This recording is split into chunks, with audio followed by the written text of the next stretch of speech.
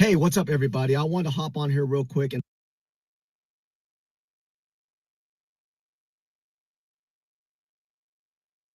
on them putting in the medical.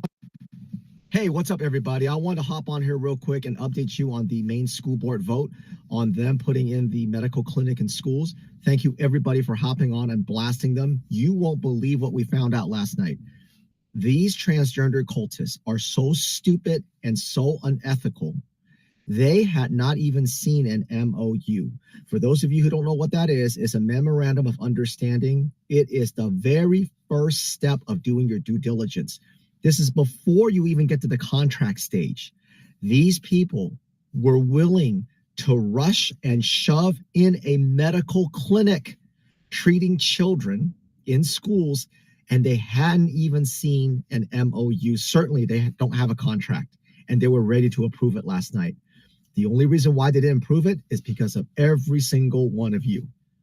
So these cowards got blasted last night. They tried to play word games, emotional blackmail. They tried everything. At the end, they did not vote to not pass it. They voted to get more information. Now, how does that translate out? What does that mean? It means that they're hoping all of you become quiet, all of you turn away, and that they're going to quietly try it again, probably in January. They may do it in December, but they left it as, we're verbally going to move forward, but we want to see an MOU first. So again, they're offering all sorts of vaccines, all sorts of birth control, oral, vaginal. They're going to be able to offer transgender drugs, puberty blockers, cross-sex hormones, all under the guise of reproductive health. And they're not going to work with parents if the parents do not agree with transgender ideology.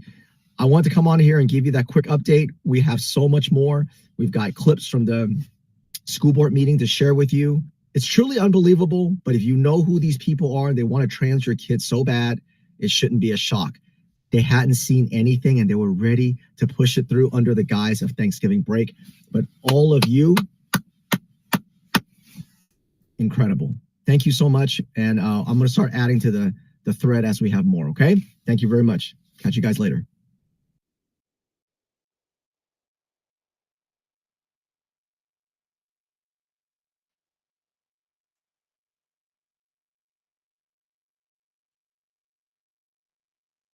Documentary about Jay-Z, which was erased from the internet about, I don't know, 6 or 7 years ago. And I about 5 years ago, it was erased. And now Jay-Z is linked to the Diddy parties, and Jay-Z is in the Auto Templi Orientis. And there's a court case in Arizona which is going to cause a lot of flack for the head of Masonic Lodge number 42, Merrick Hammer, who is linked to a court case in Arizona which is taking down the Auto Templi Orientis. And I want this cult to go down as a former Australian, because people in Australia get jailed without trial under blasphemy laws for saying they drink blood and do rituals with kids. So this sounds very cute-art conspiracy theory, but we're talking about leaked training videos from the cult put up on YouTube 16 years ago before generative AI. So this is real. This is not satanic panic. This is satanic faggots. Thank you. Nah, what's called Dice is actually a really solid dude. I watch his show all the time, and there's an extract of the deleted media in my old interview with Jim Fetzer about the OTO before I found the leaked training videos about 6 years ago. And I've shared a link to it on the Jumbotron, so you can see part of his lost media where he shows Jay-Z wearing a Do What Thou Will jacket and exposing him, putting all these satanic lyrics in. So what we're dealing with is not a pedophile cult, but the pedophile cult. It's the religion of blood drinking, child murder, and Gnostic Catholic masses. The head of the cult in Riverside, California, real name David Forrest Shriver, environmental engineer. He's on camera saying we have to have 2 children, not adults, doing the role of the child in the Gnostic Catholic Mass. And you've got Marco Visconti in the UK, a so-called OTO expert, going on the Armchair Detective YouTube channel, saying it's a hardcore sex magic ritual. And I've got photographs of them doing sex in it, and their public family-friendly version is about as friendly as the Toronto family-friendly Toronto Pride Parade. Is it being framed with attempted murder by one of the a high-ranking OTO woman whose brother was also OTO and was killed in Afghanistan by the Iraqi Mujahideen. You know, the people who worship Aleister Crowley. Are you shocked that in American case law, David Shriven, the same guy I was talking about in those camera videos, makes an appearance? And the judge ruled American inmates are entitled to Aleister Crowley's Book of the Law that says sacrifice a child after cattle in it. So if you go into jail, you're entitled to the book and learn the religion of child killing. I mean, this shit is real, bro. And they've taken over the judiciary and the law enforcement. And the other thing that comes from the Adam Smith case is his ex tried to frame up an anti-vaxxer with a COVID vaccination history. So his court case could turn into the Panama Papers of all the elite who fabricated their COVID vaccination histories. And everyone linked to the Adam Smith case is linked to the Ultimate Light mission in Sedona. And the mainstream news are calling them paper terrorists because when they didn't get their satanic candidate for mayor in, they got sour grapes and they put liens on the mayor's house, or the councilman's house, the county attorney's house, and the clerk of the court's house. And right now I have to go call up Amazon because they're not giving books to Adam in jail. They're actually editing books. The prosecutor is ordering that exculpatory evidence be withheld. And the other huge takeaway is that the accuser in the case testified to the Class 5 felony of practicing medicine without a license before getting victims' compensation. And she got her best friend to call the police and misgender her. And they had a landlord-tenant relationship. So both of the victims' claims in the case, do you know you can be paid to be a witness in Arizona legally? None of the Coconino County's attorney's offices do it in Arizona, but only in Coconino County do they have this private NGO running the victims panel, and they seem to be rorting the system. So it's a huge scandal of corruption. It brings down the Arizona Criminal Justice Commission for doing the fraudulent victims payouts. And as I told you guys in American Mission last time, all the judges in Arizona must be left-wing and Democrat because they are chosen by azcourts.gov/JNC. And that committee must be 33% Jill Stein, eco-socialist, ultra-left, 33% AKA independent, 33% Democrat, and 33% Republican. Even if you've got the popular vote, you don't have the seats in the committee to choose to nominate judges. And that's why Arizona was the last state to count the vote. And that's why, in Coconino County, they opened this brand new vote counting center. The head Coconino County attorney did it. And 3 days into the election, then they can't tell us how many more votes are yet to be counted. So, you know what I mean? The whole state's got this huge problem. And one of the judges they nominated was an intergenerational Holocaust victim from Czechoslovakia, Adam Keith Zickerman. And Adam Zickerman is in the Washington Post. I mentioned this before, I'm bringing it back now. He's in the Washington Post in a story about Samuel Bateman, a member of the Fundamentalist Church of Latter-day Saints. And Adam Zickerman was arguing in court, the founding fathers of America, who were practically at war with the Mormons, would have wanted the First Amendment of the United States Constitution to be used to argue you have the First Amendment right to practice your religion by having sex with your 9-year-old wife. And Adam Zickerman said the whole case is religious persecution against Samuel Bateman. After that happened, he successfully got nominated to be a judge.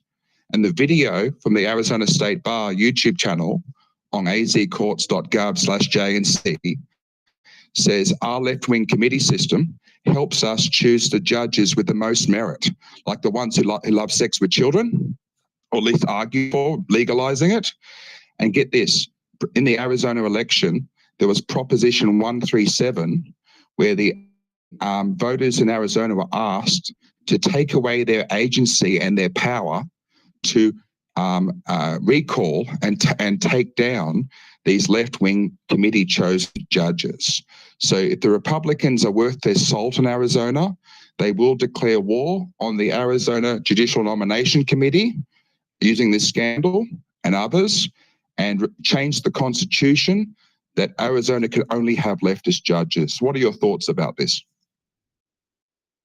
Luke, my initial thought is you need a YouTube channel or a Rumble channel, because they're bounced off so many things that I think some type of visual representation would They very shut me much down. would It's the very only well platform left. not maybe Rumble. I don't think Rumble's going to shut you down. But I No, was Rumble has been taken down by the OTO Satanists, which are controlling the police and courts in Arizona.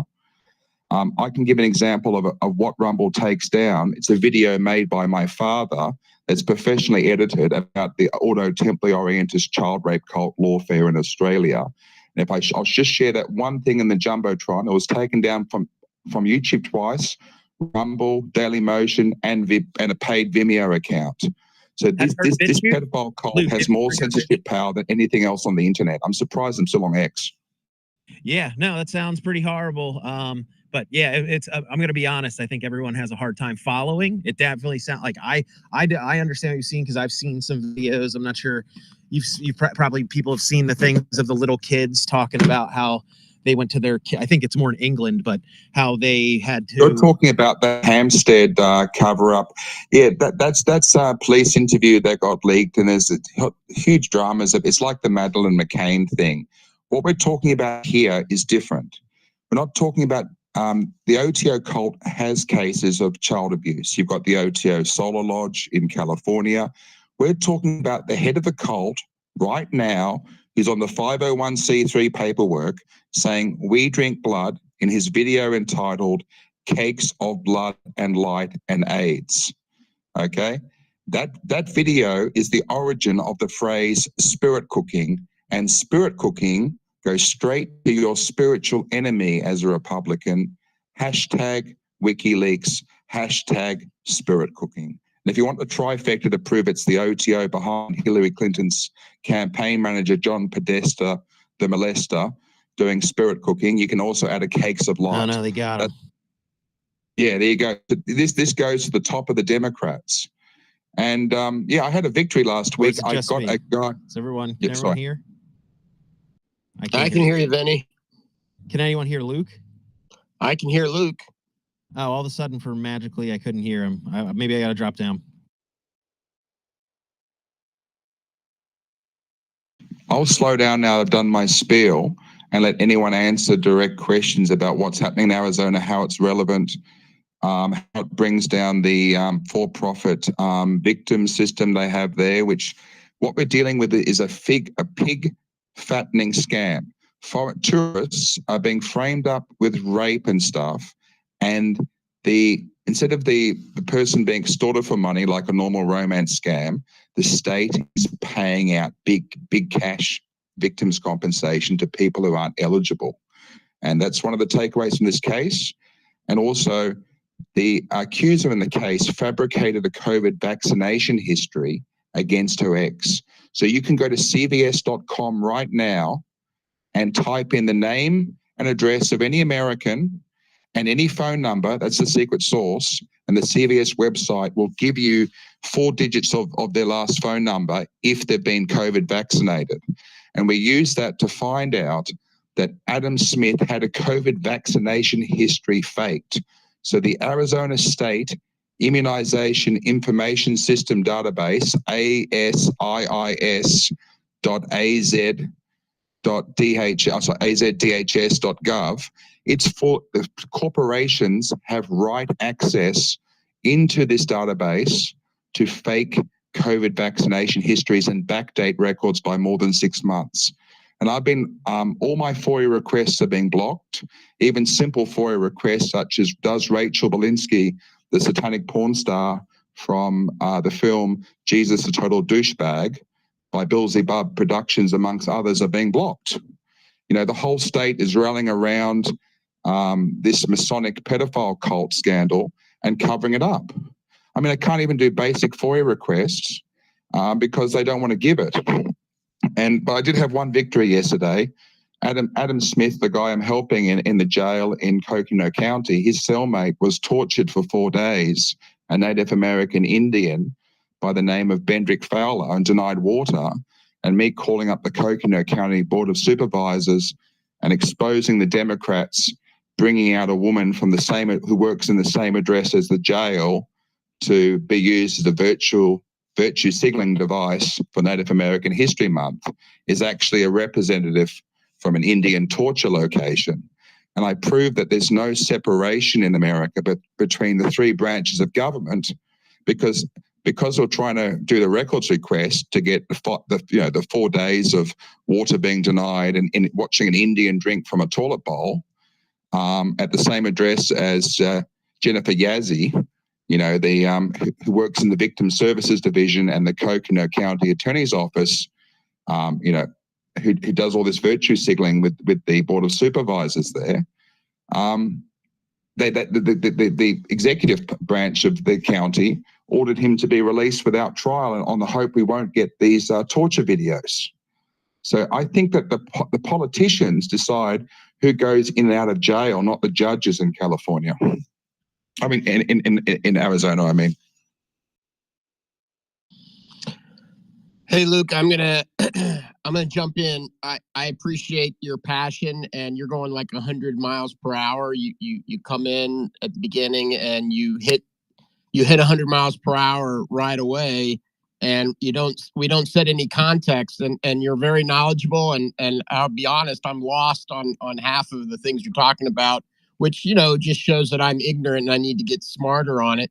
Why don't you consider if not hosting a space, co-hosting a space with someone on just this subject, because you have so much information. You could probably do a 2-3 hour space on the OTO and all the things that you're talking about. But what I really want to do in this American Mission space is hit a lot of different news events that are going on, which is what we usually do on Mondays. And so you can DM me, and it's my DM's open. You can DM me, and we can, you can get me smarter on some of the stuff you're talking about, and then we could consider holding a space and allowing you to unleash your waterfall of information and knowledge. But I'm gonna one step at a time. I'm gonna from the beginning. Yeah. It's hard to do in a short form space. So I'm no hard feelings, sir, at all. You can drop me down. Yeah. So no, I'm trying to, on the one hand, I'm trying to give you a forum where you can, put out this information. But again, I think unless I'm corrected by my co-host or others, that this is something that gets really into the weeds and gets very specific and very detailed. I know a little bit about the OTO. I've seen some more modern videos of an OTO branch in South America. So I know it's all over the world, and it definitely, we need to get smarter on it, because there's a lot of bad people out there. So I appreciate you, sir. Thank you. And let's kind of get into some other topics for today. Vinny, Commander, real quick, I just want to, Luke, there is a site called BitChute. They don't take down any videos. I'm on BitChute, sir. Yeah, I just shared the BitChute link first up in the Jumbotron. That's where you find my first Jim Fetzer interview, which mentions Jay-Z, who was just given a civil charge for child sexual abuse, and he's an OTO cult member. And you're talking about Brazil. I dug up those images from powerreligion.ch showing that Mario Monti in Brazil is doing hardcore sex satanic rituals. And yeah, that's the OTO in Brazil you saw those pictures from, I would think.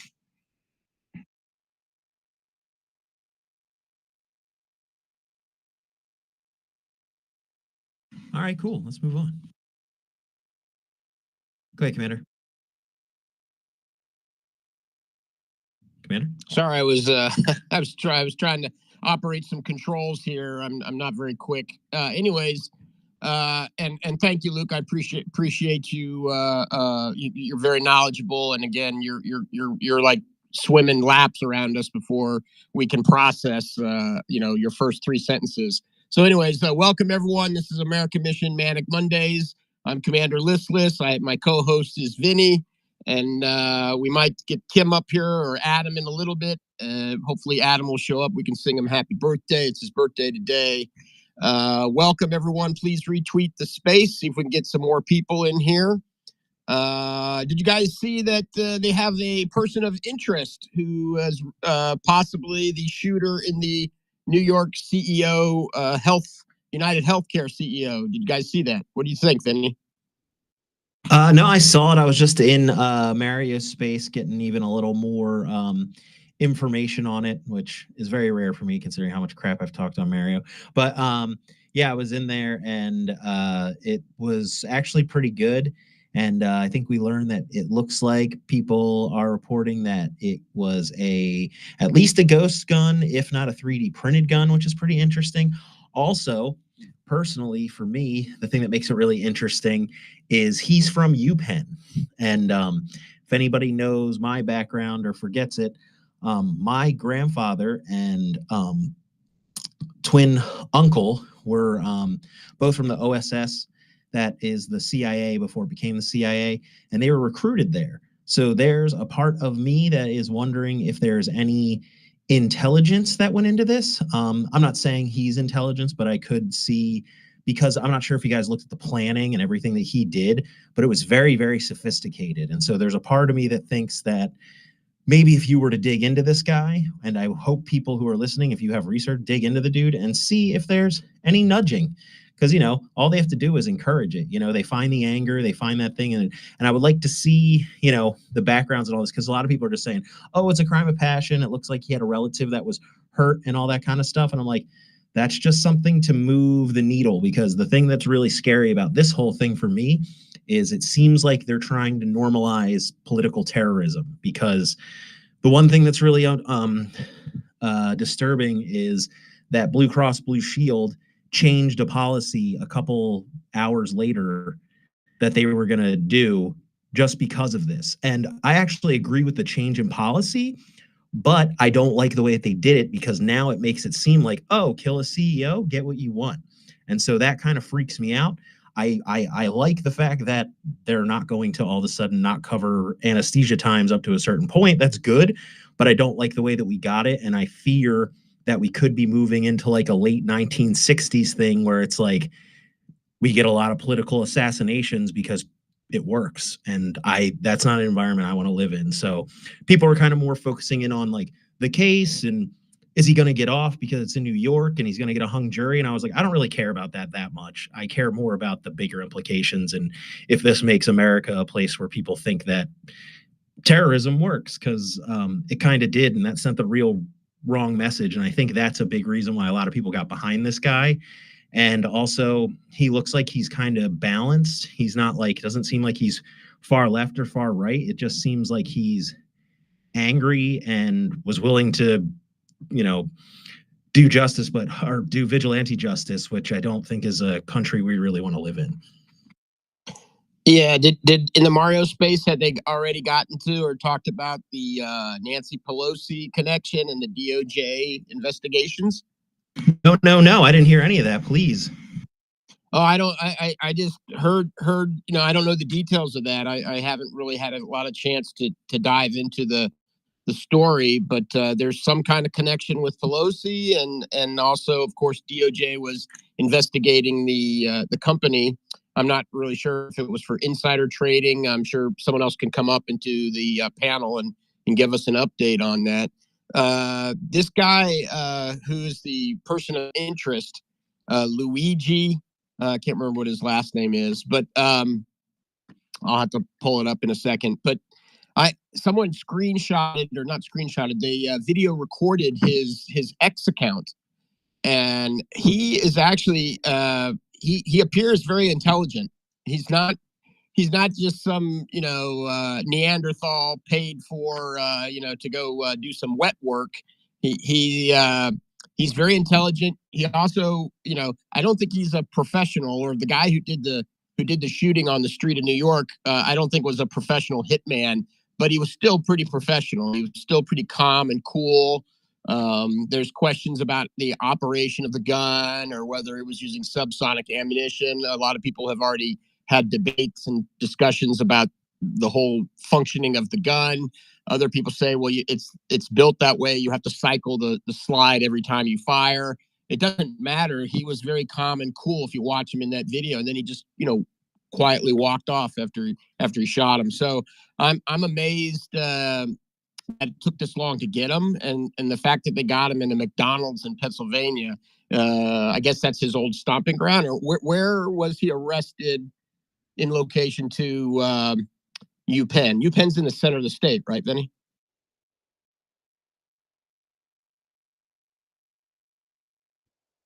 Hello? You there, Vinny? Oh, sorry, Commander. I was call. My wife was talking to me real quick. I missed the very tail end of what you said. Sorry. I just, where was he? The guy, the subject, the person of interest. Where was he arrested? Altoona, PA, I believe. And how far is that from where the University of Pennsylvania is? I think it's about 4 hours. Oh, okay. So it's not close at all. No, but he's from there. He went to UPenn. And yeah, what he did was very, very sophisticated. Let's just put it that way. And so if maybe he's just that smart and he was able to do it, but to me, how he was able to stay away for 6 days, how he was able to do everything, to me just stinks. Smells like intelligence agency. So I would really like to see the connections with that and see, what this is, because it's definitely very interesting. And like, what's interesting is just having, that's where my family was recruited for that. And that was back in the day when they were more front facing. So it's definitely very interesting. Yeah. So I was talking about how someone had recorded all his ex postings, and he discusses a lot of more scientific and almost managerial science. I mean, he's quite eclectic on the stuff he posts, and not a lot of political postings. More, he comments on stuff that other people post, on kind of sociological science type stuff. If you can find it on X, look at some of his stuff. I think his X account was up still not too long ago. I don't know if they leave it up or take it down. Yeah, no, it does. What's it called? From what everyone's saying, it looks like he seems like he's decently balanced, and not super political. And it seems like from his followers, from what I heard, he followed AOC, but he also follows RFK and some other right-wing people. So yeah, there's a lot of people who are just speculating that it has to do with a family relative who, I guess, probably he feels got screwed over by United Healthcare, because there's a picture, supposedly, again, we haven't confirmed anything, but there's a picture that it looks like it's from Instagram with him and his sister saying, that's like recent, that's like praying for you. And so it seems like something that's kind of somber, and that it might just be, and then there was a bunch of stuff about like back injuries in the books that he was reading. So yeah, it's definitely an interesting thing. And it's hard to know exactly everything that's true. And I think it's interesting it's happening on the same day that Daniel Penny was released. It just seems like the country's headed in two very different directions ideologically.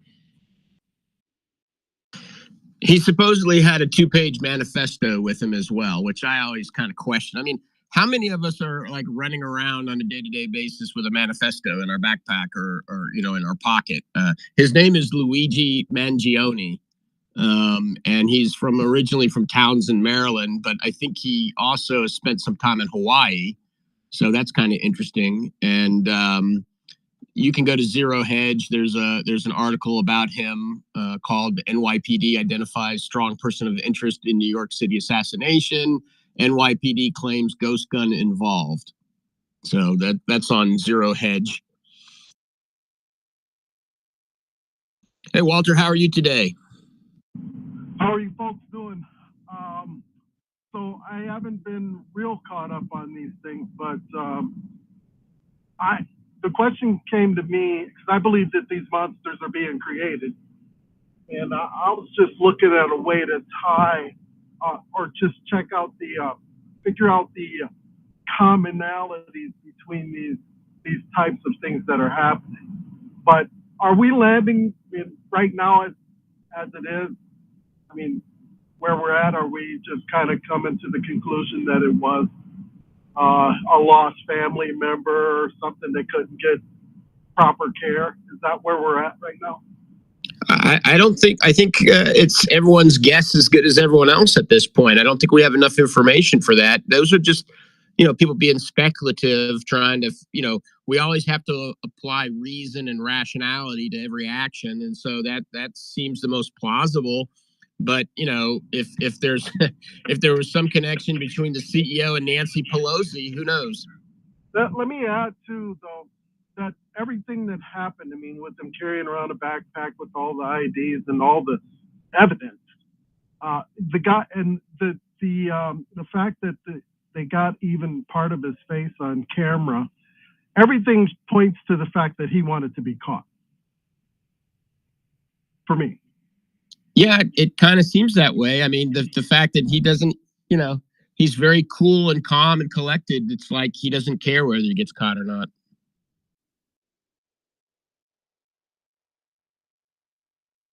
Which leads me to believe, I mean, and this, again, everything is speculation at this point, but because of the similarities with other cases like this, where they just may as well just walk into the, and turn themselves in because they're not really trying to hide anything.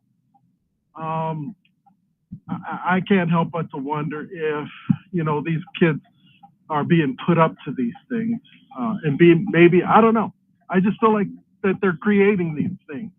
They're creating the circumstance and they're creating these monsters. Well, it's also reported that he was the valedictorian of his 2016 class, and he has a master's degree in engineering and a bachelor's degree in engineering, and he went to some school in Baltimore called the Gilman School, which is controversial, I guess. For what reasons, I'm not sure. We'll have to do some more research. Another Ivy Leaguer, big surprise.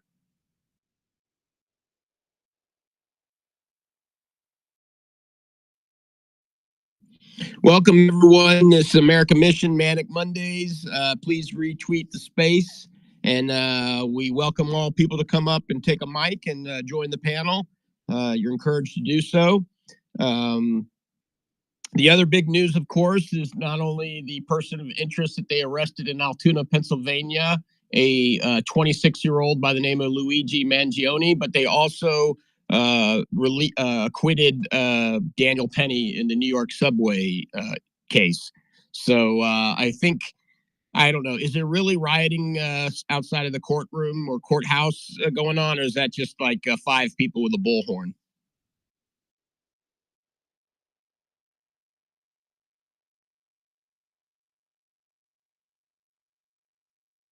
Of course, there's also the news of Syria going with the HTS. Assad and his family are out of there. Are they in? I can't remember. Are they in Russia, or are they in like Abu Dhabi or Dubai or something? Did anyone see that?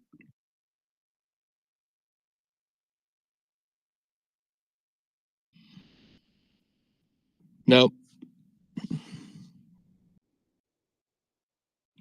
We could talk about Romania, how a political election was held, and the highest court in Romania ruled that there were election irregularities, possibly Russia tampering with the election, because the guy who got the most votes supposedly is pro-Russian. So we got that going on. What else, Vinny? What else is going on? Hey, Jen, how you doing?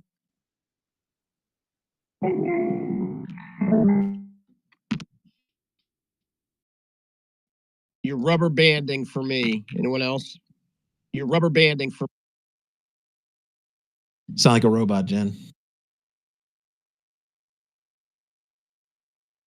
The Daniel Penny thing's happening today, Commander. Say again? Daniel Penny is free to go, which is amazing. I think a lot of people thought they were going to nail him on the secondary manslaughter after they tried to drop the other one so they could see if they could get a unanimous decision on the other one. So self-defense is still alive in this country. Thank God. Yeah, but you won't catch me riding the New York subway. I don't care. True.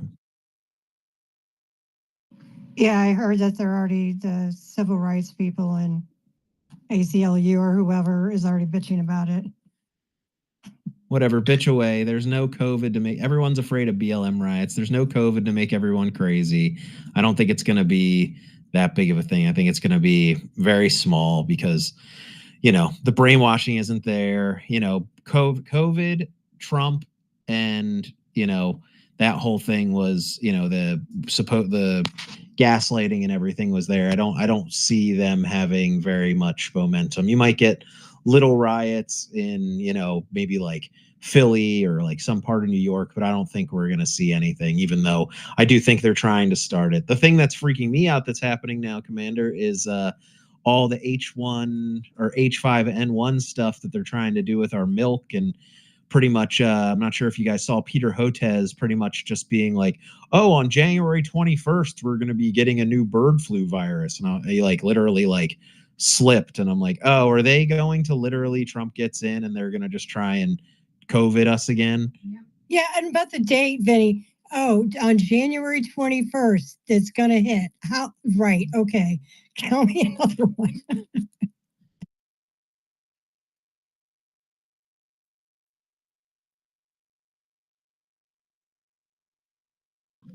Yeah, I had posted, I think it was yesterday, about 4 posts about the bird flu bullshit, because that's really what it is. It's really just an excuse for Bill Gates to sell, you know, his mRNA vaccines to the veterinarian community and force farmers to basically, you know, start giving these mRNA shots to their livestock. And you know, there's all these shenanigans going on. Related to that is this you know, stopping cow farts, which is not true because cow methane is not going to kill the planet as much as they want you to believe it. Have you seen the chart? Oh, maybe I'll post it. There's a chart that shows Simeon, whatever that dude, the dude who was blowing up the Krasensteins, he posted it to show how much out of like our atmosphere human CO2 is and stuff like that, and like animals, and it's literally hilariously tiny. It's like a fraction of a fraction of a fraction of a percent. I think it's like 0.00016, and like that's what we're focusing in on for changing our environment. It's ridiculous. I see Warren has his hand up. Go ahead, Warren. I just want to say that the court in Romania was a disgrace. I think Romania just ruined that election, just overturned, because the polls in Romania showed us that Colin Gorgisco is winning by a landslide. But the fact is that they just overturned the election because Colin Gorgisco was pro-Trump, he was pro-Romanian nationalism, and NATO is the biggest threat to humanity, biggest threat to liberalism, to the classical liberalism, and they don't want any nations to become nationalists. They want a globalist nation, like every other nation, like Meloni or like Viktor Orban. So those guys are exceptions, but Romania is easier to just take the control of it and just do a cope in Romania. So that's much easier than Hungary or Italy. So yes, I think that was terrible. Another thing these days that I just want to talk about it is the imaginary land, like after Syria collapsed. Many people, they are talking about an imaginary land called Kurdistan. So like I don't know. I just want to say that now for 30 seconds. So this land isn't real. Like more. Like sorry. Like that's not a real land. Like Palestinians are saying, "Oh, we Arabs will live in this land, in this state for several centuries." But the Kurdistan isn't the land. The several Kurdish people they lived in different territories, different empires, and they were just a ethnic group who lived under different empires without a specific state. So yes, I think those separationists they just want to separate Kurdistan from those legal countries, and they're just delusional. Well, the problem with the Kurds go way back with promises the U.S. government made after Desert Shield, Desert Storm in 1991. And they created Operation Northern Watch, which is where they basically said a no-fly zone in the north was there to protect the Kurds. And then, of course, they leveraged the Kurds, both the CIA before the 2003 war in Operation Iraqi Freedom. And then, of course, they came in from the north as well as the south.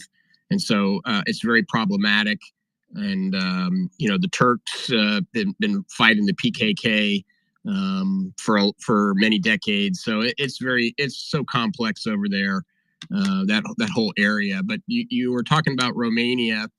I agree with you. I think what they've done is they've exported the 2020 American election fraud model, and now they're going to use it kind of like they use color revolutions. They're now going to use these election fraud shenanigans in foreign countries. Romania, NATO needs Romania to stay tightly in the NATO orbit because there's a major base there. There's the Aegis missile defense system that's in Romania. And of course, it's a major logistics hub because it's next to Ukraine. So, NATO is going to do anything they can to make sure that Romania does not become like Orban's Hungary and that they have independent thinking. So, yeah, I think it's just external influence and pressure put on the Supreme Court of Romania to basically say, oh, there's interference with the election. Go ahead, Chris. Everyone else, please retweet the space. Thank you. Yeah, I just wanted to pass along that it's now not cow flatulence that's the issue. It's cow burps. So there's that. Which end does the methane come out? Apparently, whatever comes out of the front end is the part that's dangerous to the more dangerous to the environment. Go ahead, Kelly. Hello, just got a few things. One thing, we are streaming to X Live, Rumble, Pilled, Kick, and I forget. And we're trying YouTube, so careful what you say. I'm kidding. I also put up in the Nest a link to the I hope I put it up there. We're still voting on the nominees for the people. And I also included an article that lists the people that we're vouching for. And we also encourage people to join the ARC American Mission community. We just require you to follow American Mission when you do. Thank you. Thank you, Kelly. Appreciate it. Warren, and then we'll get back to No Quarter. So I just want to say about Kurdistan, like those separationists, they want to separate the Kurdistan state from Iran. So Kurdistan state from Iran is historically, so they're historically Iranians. Their genetics are Aryans, and all of them, like their race, their genetic, all of them are from Iran. And the science and history prove that They're Iranians. They're not like just something imaginary called the cord genetic. So yes, those people. So U.S. didn't promise to separate uh, as an independent state from Iran, and the only time that they tried to separate Kurdistan from Iran was in 1979, and the Iranian newborn military showed them that they cannot do that. Like Azerbaijan, like the Iranian Azerbaijan part that happened in 1946, which like the Iranian government under Shah was destroyed those separationists, those like I can say Panturk separationists. So yes, that's it. And another fact that I just want to tell you is about Yemen. So I just want to ask the audiences a quick question. Do you think will Israel destroy Houthis or not? Because because they destroyed Hezbollah, they destroyed Hamas, and Houthis are remaining. Because Houthis is the last branch of the Iranian regime. I can say militias. I don't know, but you know the here is a Because they case. started to attack Houthis today. Yeah. Here's a case where Saudi interests align with Israel's interests, because Saudi's been fighting the Houthis for a couple of years now, and so those interests align. You also have a large Shiite community in some of the GCC countries, Bahrain, the UAE. So you know those groups there are not acting up, although they have threatened in Bahrain. They have from time to time caused problems for the little Bahrainian island, the little government there. So you know these are all proxies of Iran. So yeah, it'll be interesting. I agree. It'd be interesting to see what happens there. Go ahead, Walter.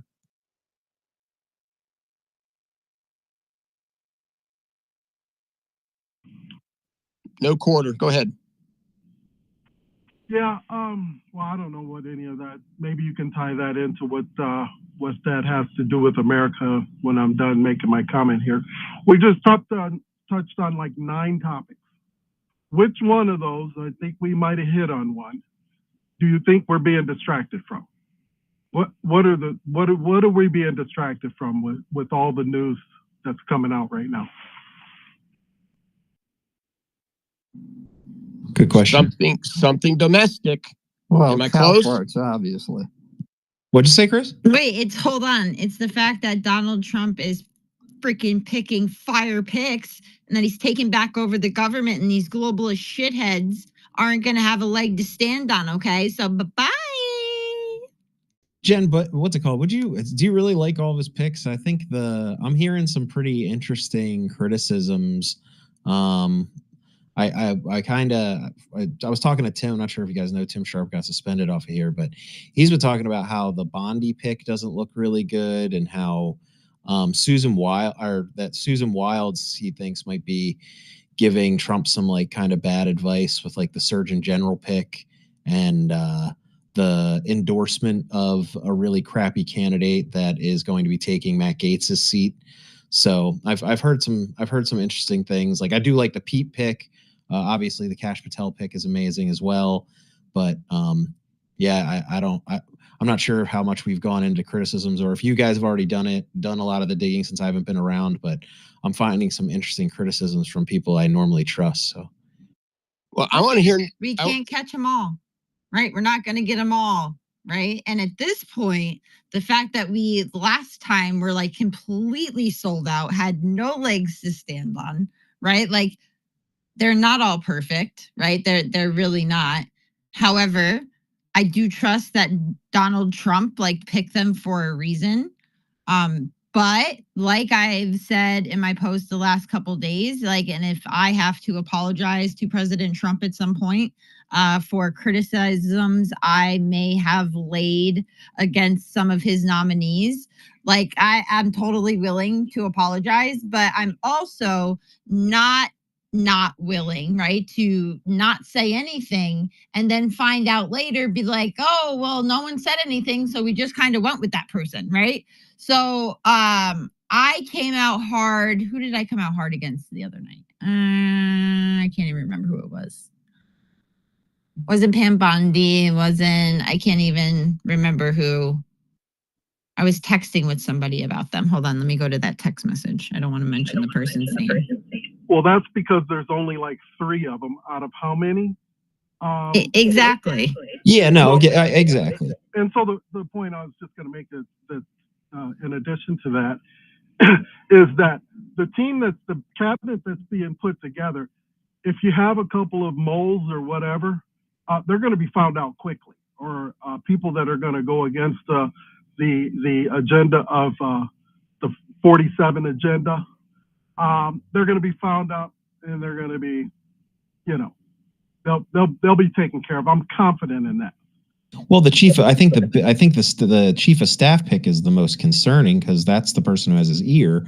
And I understand. Okay, wait a second. Are you talking about Susie Wiles? Yeah, because, she has big pharma content. Honestly, the fact, okay, and there is a certain sect of the Republican Party, okay, I wouldn't even consider them the Republican Party, right? I'm not starting a war here. I'm just stating the facts. And if you don't like the facts, maybe like you should check yourself.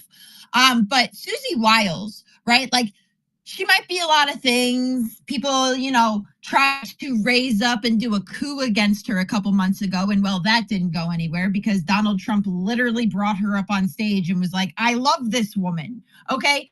But you know what? The facts is that she blew Kamala Harris out of the water. She blew the Democrat Party out of the water and lodged the largest political comeback in United States history. So you know what? She might not be perfect. And you know what? You might not like everything about her. I think she deserves that position. Right. And if you notice, that was the same position Steve was given after he won with Trump, the 2016 election.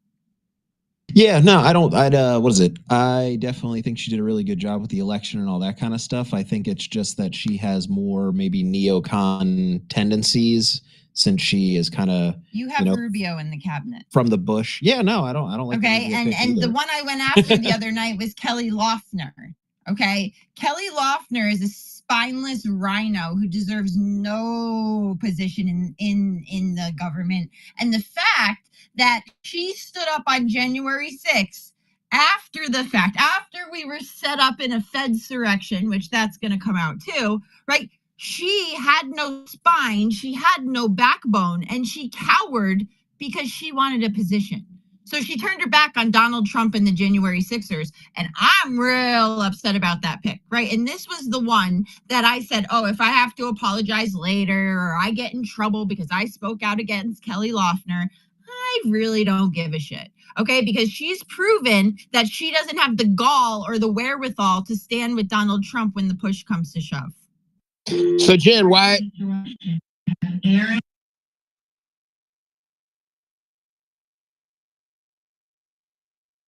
Hello? So then why did Trump pick her? Like, I don't know, right? That's probably why I'm not in the White House picking people, right? I don't know. But I do know that there is a game, like a political game going on, right? Where some people, right, you can't just shut everybody out, right? So you kind of have to pick the lesser of two evils when putting people in certain positions so you don't have a full out like brawl and undermining as you're trying to start, your administration, right? So there is a little give and get here. There is a little picking of the lesser of two evils, because if you go and you put no neocons, nobody in your party to represent that sect of the Republican Party, like you're doing yourself a huge injustice. And I don't know if this is what Donald Trump's doing. Like, this is my opinion as someone who's worked in politics, just looking at the situation, right? If Jennifer Lawrence, was elected president, right? Obviously, I don't like those people, right? But they are Americans and they do work within the government. So I would put in somebody who, yeah, you know what, the base might not love them, but we have a pretty good working relationship, and I feel that if I put this person into position, that I will be able to work with that person, right? Like you can't go and cut everybody out and only put your people in, right? That will cause an absolute all-out war, and then you're dealing with infighting instead of dealing with what our country needs the United States president to deal with. I don't know, No Quarter, if you want to like add to that. Thanks, Jen. I've actually saved jobs on campaigns of people I did not like whatsoever, but I understood that their talent was could be used, and it was a commodity. They're very hard to find. Not only that, when it comes to, I've been talking a lot about this whole unity thing, and I've even put out a poll the other day: unity or overhaul. So it's been kind of a struggle for me to even, based on what we've put up with and how we've been treated for the past 4 years or longer. It's really hard for me to, forgive and forget what we've gone through. So I think the main struggle is where do we try to unite? How do we come together? Is it beneficial for us to come together, and when is it? I think you can't just do a blanket thing and say we're all going to be united. That's just not a thing. I think you have to pick through and try to give people chances. There are some people that can be persuaded, but those that are in the hard neocon, that are trying to, they're just establishment, and they never will be anything else. I mean, we can figure that out, but I just think the whole thing is going to be one of those things where we have to pick through, and we'll find out who's who. Well, and also, like, that's not, with all that being said, right? Until the pick or the nomination is set in stone, right, and that person's confirmed, and you know what, they are walking into their first day at the office, right? Like, I think, and this is my personal belief, and maybe you should just be willing to, if you're wrong, admit you're wrong and ask for forgiveness. But I think we have the ability, and we saw this with the Hillsborough County Sheriff that was put into that position, who during COVID was going after pastors and people like that for keeping their churches open. And when that revelation from the people around him at the time is that Donald Trump withdrew that nomination. The sheriffs didn't withdraw that nomination. Trump did, because he found out what he did to the pastors during COVID, right? So like, Donald Trump isn't all knowing, right? And right now he has to immediately fulfill like something like 4,000 positions immediately. Day one, they have to have people in them, right? So when you are trying to fill 4,000 positions at the exact same time, you have people who are literally selling their right arm, right? Even if they've been speaking out against Donald Trump this whole time, right? You have people lining out the door at Mar-a-Lago, waiting for a second to come kiss the ring and beg Trump for a job, right? So when you have all of that happening at once, are you going to make the right decision 100% of the time? No. Are you going to have all of the information that is possibly out there that is being kept from you because this person wants the job, or the forces that be want this person to have the job? Yeah. So like, it's kind of on us, right? And you have to be willing to take a little heat if you're wrong, or even take a little heat if you're right, until everybody else like realizes what you're saying, right? to stand up and be like, yo, Donald, what are you doing here, bro? Like, this is not the person. He did X, Y, and Z, right? But lay it out so it's not coming from a position of like, oh, I just hate this person because they're a rhino and like they this, they that, right? Lay it out from a position of this is why this person is a bad choice. Bing, bing, bing, bing, bing, bing, bing. Okay, don't do it from the little, oh, he's a rhino. Okay, like let's just drop that for a little while. We all know they're rhinos, right? Go after what they actually did, right? Go after their actions, not their words, and highlight it.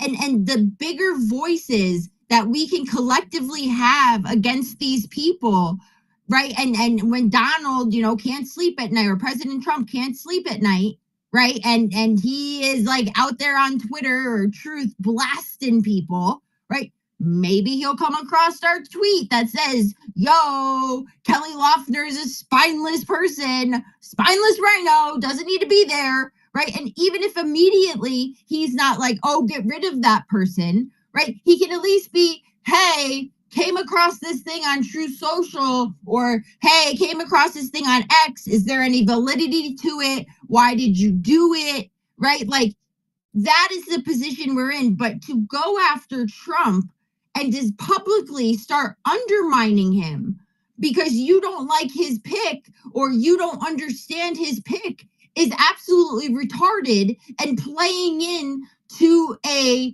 Democrat talking point that I've heard since 2016, that Donald Trump doesn't pick the right people. And that's what you're falling into, right? If you're out there blasting President Trump instead of blasting the choice and highlighting why they are a bad choice.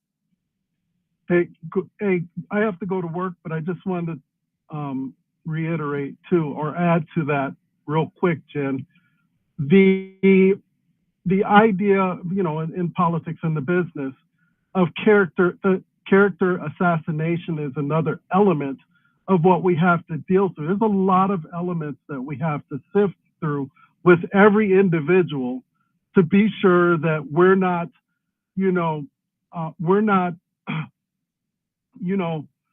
missing any talent that we're going to need moving forward. I mean, we may not have the perfect people, like you said, all the way around. Every one of them is not going to be perfect, but they're going to have a certain level of talent that they're going to play a real serious role, and we're going to need them whether we like them or not, or whether they have a blemish on their record or not. So thanks for the mic, everybody. Back to work. Hey, everyone, follow No Quarter. He's brilliant in his analysis, and we're very thankful for him coming up into the panel. So before he goes, please follow No Quarter, and don't work too hard tonight. Followed him. So may I say something? I think the ambassador for Israel was a wrong pick. Sorry, maybe the thing that I'm going to say is a bit controversial, but I think the best option for U.S. ambassador to Israel was Christian Cinema. So I don't support the Democratic Party, but I think Christian Cinema is the most pro-Israel person I've ever seen, and she's like a centrist. Now she's a centrist, and she can support Israel as much as possible. So that's really good. So Christian Cinema on Israel is really good, and even she didn't back Chuck Schumer when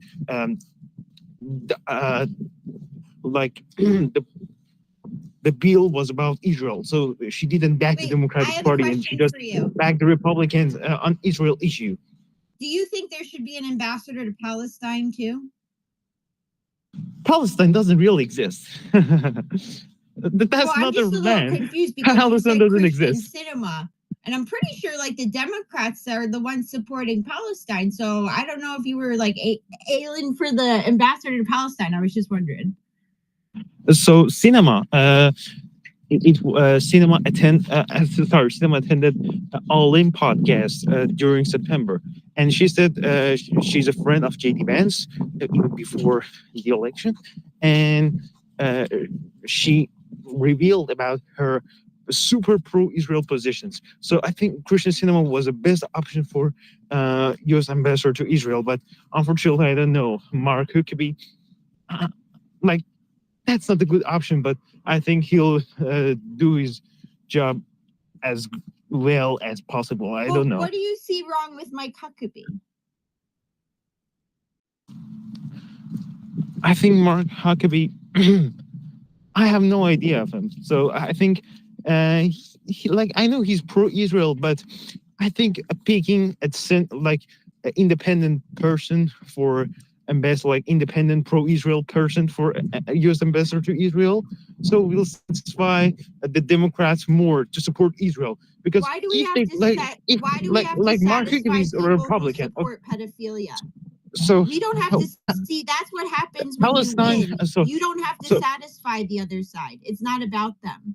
They lost. so and they've Christian supported Cinema is going to pedophilia, and satisfy they the other undermine side. the US That's my government. point. We don't have to That- play ball with them. So that's my point. Christian Cinema is going to satisfy the other side. No, and my point is we don't have to satisfy the other side. F them. They lost. So they lost. Okay, but like many of those Republicans, even they're not going to support Israel, like Senator Mike Lee and Rand Paul. So and That's many okay. like They don't So have that's to okay. support Israel. That's why we're the United States of America. But like, yes, but I think saying that the we super have to majority of the Senate. saying that they- we have to satisfy the Democrats with the presidential picks, it's not their choice. Their opinion is not valid. They lost, and we will put in who we want. And they don't get to have a say in this situation. That's what happens when you win. Yes, but I said a different thing. My point was over 70 senators have to support Israel, and if like the Republican Party put a division into being supportive of Israel, so Well, then they're not like real supporting supporters Israel of Israel. goes like I Then don't they're say not like real funding for supporters of Israel. I because say if you only not support condemning. Israel, you support Israel, and it doesn't matter what the United States is doing. Yeah, Jen, I get both of your points. I don't really care who. I don't think that position is as critical as who he has in his state. And if you want to be critical, I'm critical of my senator from Florida who's going into the State Department. I'm scratching my head. Other than he's very knowledgeable because he's been sitting on all those committees for over a decade. He's been sitting on the Foreign Relations Committee in the Senate, and he's been sitting on the Select Committee on Intelligence, and he sits on the Appropriations Committee, and he knows where all the money is, and he knows about all the programs at Foggy Bottom. What's that? Gang of 8. Yeah, so but I don't know. Whoa, about, Commander, you're robot. We'll see.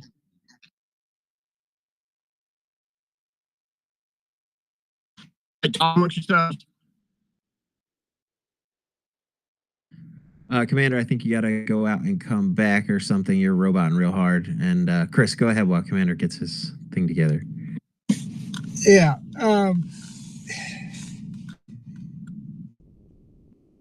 Well, first, apparently Joni Ernst has reversed her position on Pete Hegseth and decided that she's going to support him in his journey to get his nomination to the Senate floor. I assume that means that she's going to vote for him as well, but we'll see. He'll at least get out of committee. And that's half of the battle anyway. I think that what people have to remember, to Jen's point, is that, first of all, to quote the great American philosopher Barack Hussein Obama, elections have consequences, bitches. And so suck it up and and the people who are being appointed, regardless of what minor flaws they may have. For instance, Pam Bondi, has a Second Amendment problem. It's not a severe Second Amendment problem, but she's not a huge proponent of guns because she feels like they're responsible for a lot of crime. And a lot of people hold that opinion. All right, but the bottom line is that she is Trump's attorney general. So, she is, she needs to invoke his policies, not hers. The policy set by the President of the United States is the policy of his administration. And if she doesn't want to toe the line on what his policy is, then, she is happy to be invited to leave, either on her own or by the two words that he loves to use the most: you're fired. And he doesn't have any problem in doing that. He did it numerous times during his first administration. And he also likes contrary opinion. So, having somebody that's always going to say yes is not necessarily a good thing. And so even though the policy that gets implemented is his, it's a good thing that he hears different opinions. And she was an effective attorney general in the state of Florida on a lot of different levels, did a lot of good things for a lot of people. And she was not merciless like a lot of attorney generals have been. And, as far as Mike Huckabee goes, Mike Huckabee for decades has been a promoter of Israel. He has spent a lot of time in Israel. He is familiar with the country, with the people. He is a staunch supporter of the state of Israel. And, they like him. It's a good pick.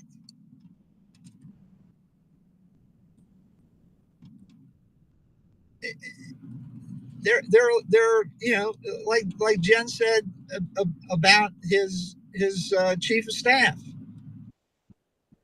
Chief of staff is a tough job. It's one of the toughest jobs in the administration. It's tough because you're the gatekeeper. You're the one that has to say no. You're the one that sometimes has to tell the president no. You're the one that helps put the president's schedule together. You're the one that keeps people off of the president's schedule and puts them on at the last minute. You're the one who organizes the White House and makes sure that it runs efficiently. And that is not a happy job, because you have lots of people in the White House that are all vying for their own little fiefdom. Even in a Republican White House, even under Donald Trump, because they all want some little piece of power. So if she can manage to run a political campaign to be the president of the United States, that makes her eminently qualified to be chief of staff, in my book. Especially if she has his confidence. And he went through 4 chiefs of staffs the last time. 4. So, it's no guarantee that she is going to want to hang out, for more than a year. It's a tough job. She may be there for, till the midterms, but most chiefs of staff don't make it for more than the midterm. So you're going to probably see somebody else in that position. Yeah, I just know people don't like her big pharma ties. Because what? She has big pharma ties. That's not really an issue. So does Vivek. Of course. I mean, she's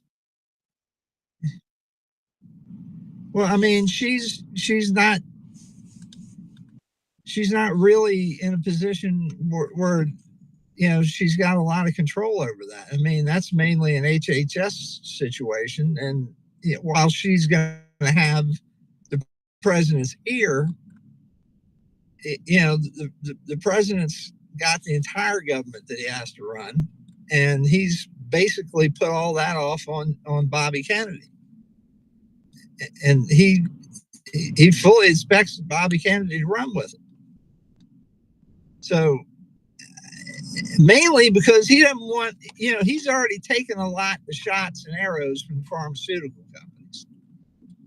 He's willing to stand behind Kennedy and sign the bills or whatever needs to be done. But, Kennedy's going to be the front guy. So, he's not going to have to take the hits. Kennedy's going to take the hits. Yeah, people, I think the thing is people are worried. So here, I'll be as specific as possible. People are worried that Wilds suggested Janet Nushiwat, and she's the one who, I put it up in the nest. She's the Surgeon General that was praising Mark Zuckerberg and Facebook for censoring content around vaccines. She was the one who was talking about, Florida. You should avoid Florida because there's going to be such a big outbreak because nobody is, masking or Florida's not shutting down. So I think people are just kind of trying to track back to where is he getting this bad information. And I think the most likely source is that Wilds is a little too big pharma-y, but I think that's also farm a little more than we would like. And also what we were saying about earlier with Bondi, he's also not the most pro-gun guy. Like, he likes the Second Amendment, but people forget after the mass shooting, he did take away bump stocks. Well, yeah, but that is not fair to label Donald Trump anyway anti-Second Amendment. That is bullshit. That is okay. He took away that's anti-Second Amendment. He took away bump stocks. Okay, so when you have a mass casualty event where over 50 people are gunned down at an event, at a country concert, right? And you have the entire outlandish United States demanding that you repeal the Second Amendment, right? He went to bump stocks. What are bump stocks? Bump stocks, they make you less accurate. They're terrible. Like, people don't even really use them. So he went after the least thing that was going to affect the Second Amendment community while also addressing the other half of the country that wanted the Second Amendment taken away. Like, I don't think that's fair to label him anti-Second Amendment over that. No, it's not Look anti. At what it's just he's Don not the most Jr. pro. Look what Don Jr. and Eric have done with gun owners all across the United States. They're big game hunters, right? Like, I don't think the Trumps are anyway anti-Second Amendment. They're just not as pro the Second Amendment as I think a lot of people who are really big gun owners are. And also we didn't really see too much of like an investigation into that whole thing. It's just, Trump did get caught, the one time saying take away the guns and ask questions later. You know what I mean? So I love Trump, but it doesn't mean that he didn't used to be a Democrat. He's not like me where it's like, I think all guns should be legal. I don't care. The best way to protect yourself from everyone who has guns is to carry a gun yourself. Yeah, well, I'm not going to argue that point. I'm going to say that Jeanette Nashwatt, and you will note that there were a number of appointees that came out of Fox News. So, her being one of them. And, whether that was a relationship that, part of it happened to be a relationship that was formed out of that, I don't know. But, the Surgeon General is basically a mouthpiece of HHS. And, while there's a certain amount of latitude, if, the Secretary of HHS is crafting the message for that. And the Surgeon General is the delivery mechanism. And, there are a lot of doctors in this country that did dumb shit during COVID and gave out bad advice during COVID. And I'm not going to sit here and defend her or whatever she said. But, we watched Bobby Kennedy's own vice presidential nominee have a come to Jesus minute. And in Arizona, take her ballot with her name on it and vote for Donald Trump on stage. Yeah, no, Chris, you're right. We shouldn't discount the fact that people can change their minds and can change.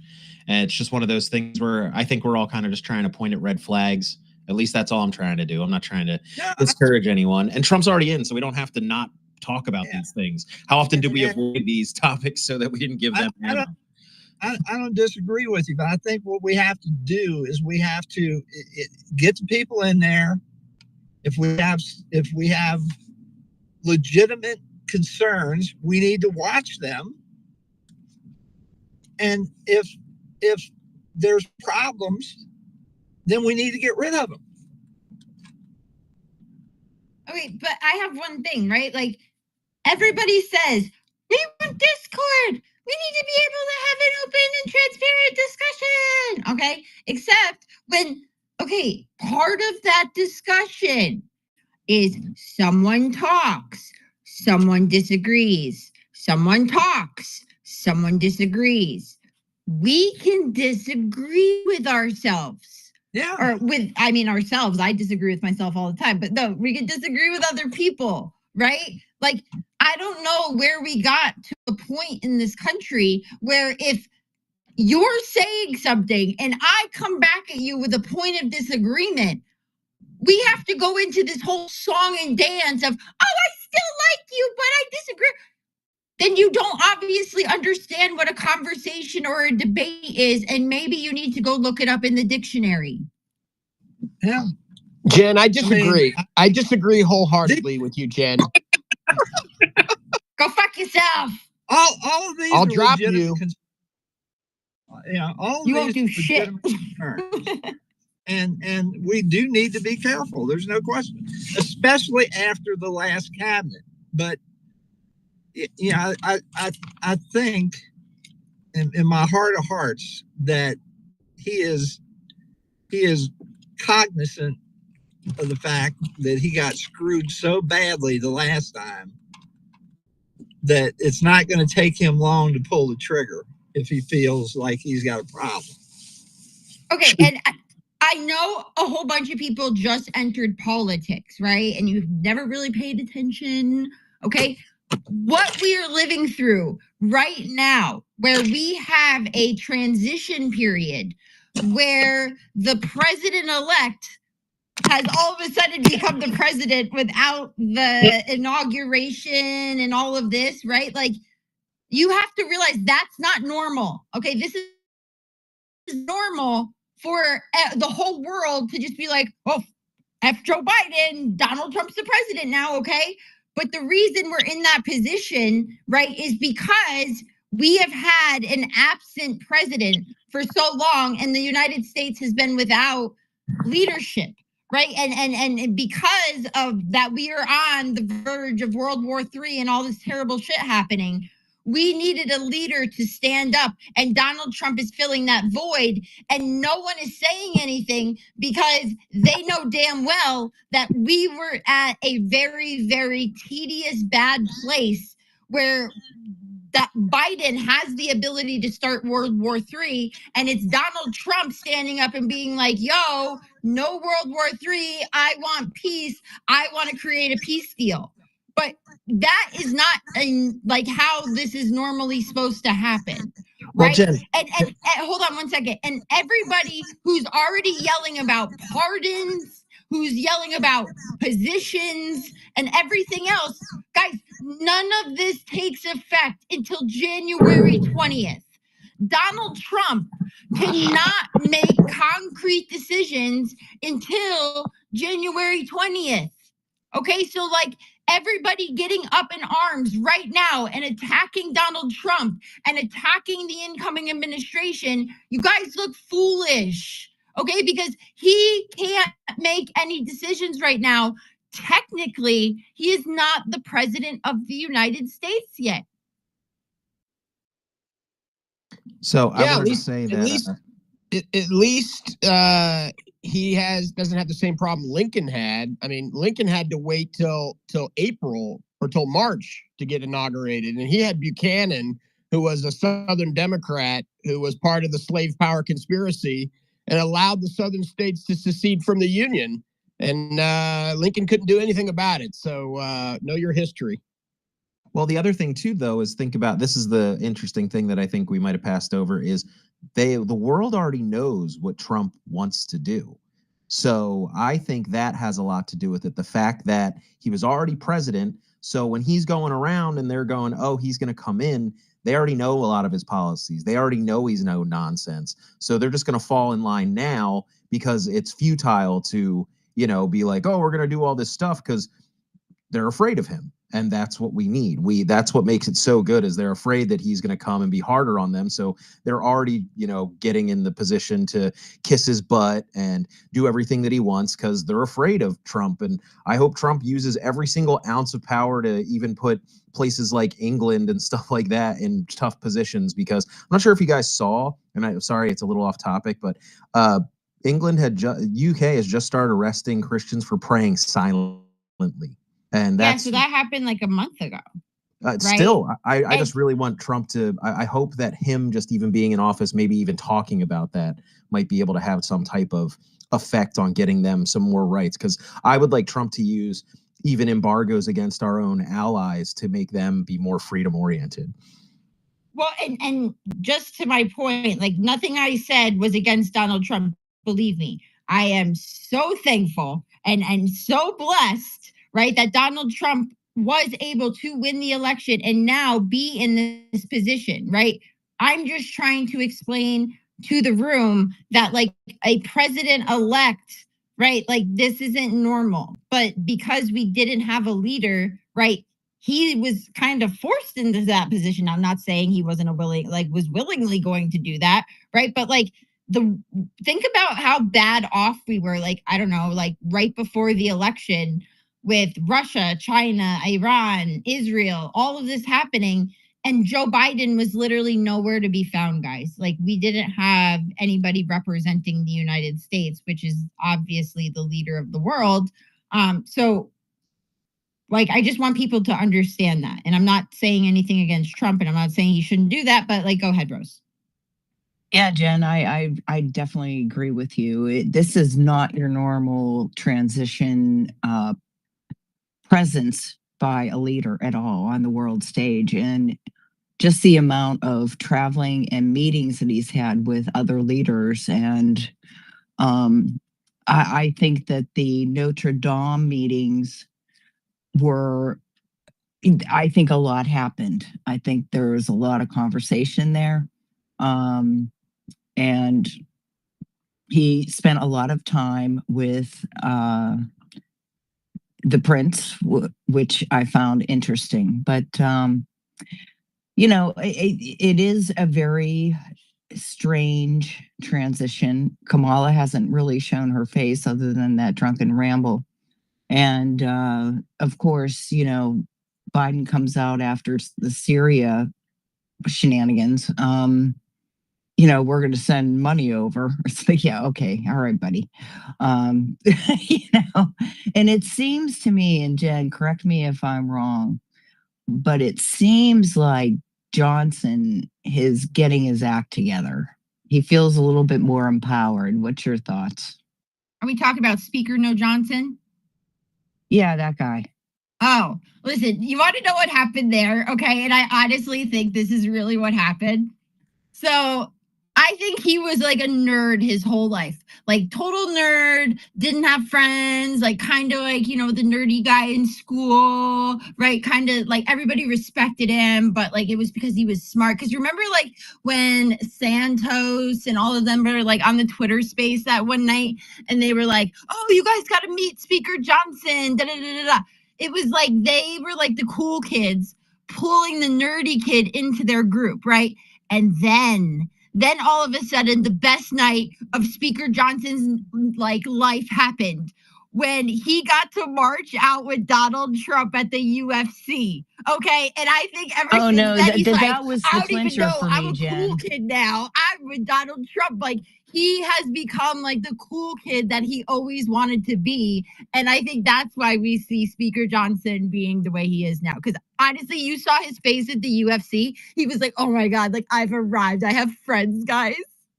Yeah, Tell me. His mom. I totally agree with you, Jen. That moment of him being part of the posse, right? The smile on his face and it just everything on the plane, all the pics. I'm so glad they came out with all those, and I think it really empowered him that somebody, he has people that have his back and will take on the Thunes. And, I think they're going to be playing. He already said no to some of the spending. He wouldn't even bring it to the floor. That's a first, right? So it's a good sign. It's a good sign. Yo, did you guys see the meme of it's them where they're all like the plane meme, and then instead of Johnson, they took off Johnson's face and put Rogan's face on there? It's like the funniest thing I've ever seen. I think he's a cool kid now.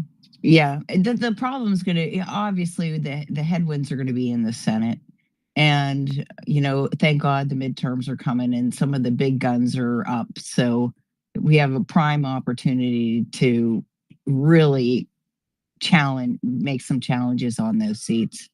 Yeah, well, that's why I don't understand any cowtailing to the Rhino Republicans, or as some people have been calling them, the Rat Republicans. They're Republicans against Trump, which I actually really like. But why people are trying to change the pick and being like, oh, change the pick. It's like, no, get them on record fighting Trump, and then that way. Vinny, I think it's blackmail. I think there's a lot of money at stake with these people in terms of their lobbyists, and they owe a lot of favors, and they just have to stick their neck out there and mouth off. Wait, do you realize the only reason you guys know this like inside baseball? Because again, this whole inside baseball that we're watching play out on a public level in the media, you know why I know it's good? It's because we know about it. That means, right? You guys have to realize these globalist deep state people in our government, right? They have lost control. And not only have they lost control, they have lost their seat at the table, right? Because if they had a seat at the table, these discussions that we are watching play out in public would be going on at the table, right? So at that point, they have lost all of their vestiges of power. And the last one they have is the media. Right. And what they are doing is they are going out and they are planting stories. Right. So you'll see it'll be like, unnamed Mar-a-Lago source, or source didn't want to be named at Mar-a-Lago or within Trump's transition team or anything like that. When you see that, right, that means the story is bullshit. Absolute and other bullshit being planted, right? Because this is what they are hoping. They are hoping that if I go out and I get this story published, right, it'll be printed out and given to Trump because all the good stories are printed out and put across President Trump's desk, okay? Or two, Trump will see it and be like, oh my God, my most favoritist people in the deep state are trying to tell me to hire this person and not RFK. I think I'll go with the deep state pick. Okay, that's what they're hoping. And three is they're hoping that this planted story is going to get to the people who have Trump's ear. Convince them enough to get into Trump's ear to force President Trump again to change his decision. They are also hoping that that story will change public opinion, and us in the public will be like, no, President Trump, don't pick a hero like JFK. Go with the deep state pick like Dr. Fauci, right? Like, no, right? So they are using the media as a battle ram to battle President Trump in order for him to use the picks. Because if he had a seat at the table, they would just battle him at the table. But since they don't have a seat at the table, they can only battle him publicly. So just know when you see unnamed source at Mar-a-Lago, someone who once talked to Trump once, okay, those are not reliable sources. And most likely that story is either being inflated or it's made up carte blanche. Absolutely. Dead on again, Jen, as always. Thanks, guys. You got it. I tell you, I want to see Eisen and Elias and those guys go down. Oh, that's who I want. Oh, that's what I want to talk about. Preemptive pardons. Okay, wait 1 second. Let me just Rose just brought up about Norm Eisen and Mark Elias, okay? Because I tweeted out Mark Elias yesterday. I was like, because he's like, we're creating a group to battle MAGA. And I was like, bring it, bitch. Like, we have enough receipts to put you in jail 10 times over. So please create your group. Because you know what? Those people, right, are also using the media and X as a battling ram to try to strike fear into us, to make us think that they are going to somehow stop us. They are going to lodge a complaint, right? They're going to write a strongly worded lawsuit, right?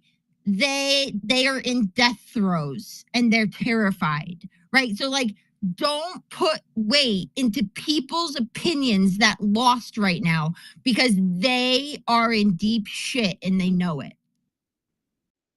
Well, you know that it's so bad when all of everybody left X, right? And went into hiding and went over to the other spot. So they are over there, licking their wounds and being, actually, it's a nice relief not to have to listen to them anymore, but yeah, you can just go over there and see them go on blue cry yourself and then leave if you want. Yeah. Yeah, the only success they had, honestly, Elias in particular, was all of his stuff going on with the down ballot election stuff, because they definitely finagled a couple House seats and Senate seats away from us. they got the Senate seat in Wisconsin. I'm not sure if you guys saw the ballot dumps, but it looks exactly like 2020. It was really bad. And they even they tried to do it in the presidential race, but it just wasn't enough. It was literally in Wisconsin. It was too big to rig. Like if you want look, I am hoping, because we never hear from Whalen, any of the attorneys, that they are leveraging the case out of Pennsylvania with the bad registrations. And I have been screaming about this, that's how you attack this, is go after the registrations to audit the votes. Because if it's bad registrations, there's no vote. That's how you tackle that. I'm hoping they're doing it and using the Pennsylvania case as leverage. But I don't hear anything. They say they're doing it, but I don't know what's going on with that, with any of it. Yeah, no, what's it called? That would definitely be smart. And in my county, the thing was crazy. My county only went. They kept doing the illegal counting, and what's it called? It's 219 votes is what we won by, and that was the. I hope that we can go after the lady on the election board who was counting the votes illegally and literally said, well, laws in this country don't matter anymore. So I hope Trump decides to do something about that. But yeah, it's pretty crazy, guys. Like, I knocked 1,000 doors in that area and also helped people get their mail-in ballots. One of the days that they were cutting people off in line and not letting people do that. And it was pretty cool to be there and help people. And then what's it called? I texted Scott, and within 20 minutes, there was somebody from the Trump team there. I don't know if Scott got it or what that was about, but like, people were on top of it. And so we need to be like that still. We need that same, There's so many cases out there that's exactly what happened, is that they went into those targeted areas and had them keep adding votes. And I don't know what they're doing. Like the case in California, there's the one in Wisconsin, there's Nevada, right? There's a bunch of them. Yep. Okay, wait. Are we talking about Republicans having voter fraud claims, or are we talking about like the Democrats who are like, oh, there's something big gonna come out? No, we're not talking about blue and on. Election fraud, this, that, and the third. Because like, if you believe that like Kamala Harris is somehow going to come out and be like, yo, I won the election, you have lost your mind, okay? Because no, I'm not thinking that. Hold on, Rose. I just want to say this real quick. One, if we were going to get a real like claim from the Democrats that there was widespread voter fraud, quote unquote, in the 2024 election, we would not be being presented with drunk Kamala Harris. Okay, Kamala Harris would have been out there every day yelling voter fraud, speaking to the media, not drunk, coherently. But all we've gotten is one weird post from Kamala Harris where she's obviously sloshed. Okay, her and Doug Emhoff are apparently getting a divorce because Doug was banging somebody on the campaign. Okay, so like these things would not be happening if they were actually going to lodge a real go at it. And two, you would not be having John Morgan of Morgan and Morgan, a Democrat mega donor, come out and be like, yo, where's my money? I donated that money and I got zero. Okay. And you wouldn't be hearing about the widespread money issues. Like, I don't know, she spent $1 billion liquid and then spent another 20 million she didn't have and still didn't win one swing state. Thank you, Scott Pressler. But still, okay, like all of these things would not be happening if the Democrats were truly going to challenge the 2024 election. That is distraction. That is smoke. You need to look for the signal. Yeah. I saw it, Jen. I saw the signal. No, they knew they were going to lose the presidency. What they went after was the cheat on the down ballot races. Period. That's where their focus was. They really are trying to win the House. That was the game. Yeah, exactly. So they could stall everything because that's the purse strings. Or impeach. Yeah. Well, if you have the House, you can't. I think, right, you'd have to have both. Or no, you're right. If you have the House, you can impeach. You're right. Jem, we were talking about all the little races that they're stealing around the country that's being hush-hush, and that they're taking 2 months to count votes in Nevada and 2 months to count votes in, in California. And then how in Wisconsin, all of a sudden you have a ballot dump and somebody who's down by 30,000 ballots or whatever it was is ahead. And just all the things. Or the judgeship in North Carolina. That's a big one. Yeah, no, it's happening kind of everywhere in these smaller pockets. And so for 2026, I'm super, super concerned because of how little attention there is. Because that's the thing. I think not only was it too big to rig, in a way. I think it was too exposed to rig. And so I think we need to we need to have even more energy to fight the uphill battle that's going to be 2026 with the midterms, because I think they're going to be more blatant about cheating than ever because there's not enough media around. Hold on. You did hear Donald Trump say to two people, if you commit voter fraud, you're going to jail. Yeah, no, I know, but doesn't mean they're not going to Yeah, I'm try waiting for it, Jen. No, please. Okay, but Please. But what I'm saying is, guys, like I said, okay, first of all, we just Yes, had he's the not in election. office yet, Jen. We I just got it. had the election, right? We He's not just there went yet. through another election that was obviously stolen, where people were politically persecuted illegally, right? And all of this stuff. We need to get Trump into office January 20th. And then, okay, we need to put the pressure on holding people accountable for their actions in the 2020 election, right? Because, like, then that will expose the voter fraud that is rampant in this country that we were able to too big to rig it. Okay, but if you expose that, right, then they will not have those abilities in 2026 to use those exploited means of stealing the election. Right? Like, a large part of this is holding people accountable and exposing the tools and ways in which the election was stolen so they can never be used in an election again. True. MAGA. That is true. And I'm hoping that there are people in place who know where to look, Jen. As you well know, people up there, the minutia, they'd never get into the weeds. Kash Patel, FBI. Rigging an election is a federal crime. Federal. You know what federal is? You know what federal is, guys? You know who controls the federal? Okay. Like Kash Patel, FBI, Donald Trump, right? We have now the people in place in order to prosecute people for their actions.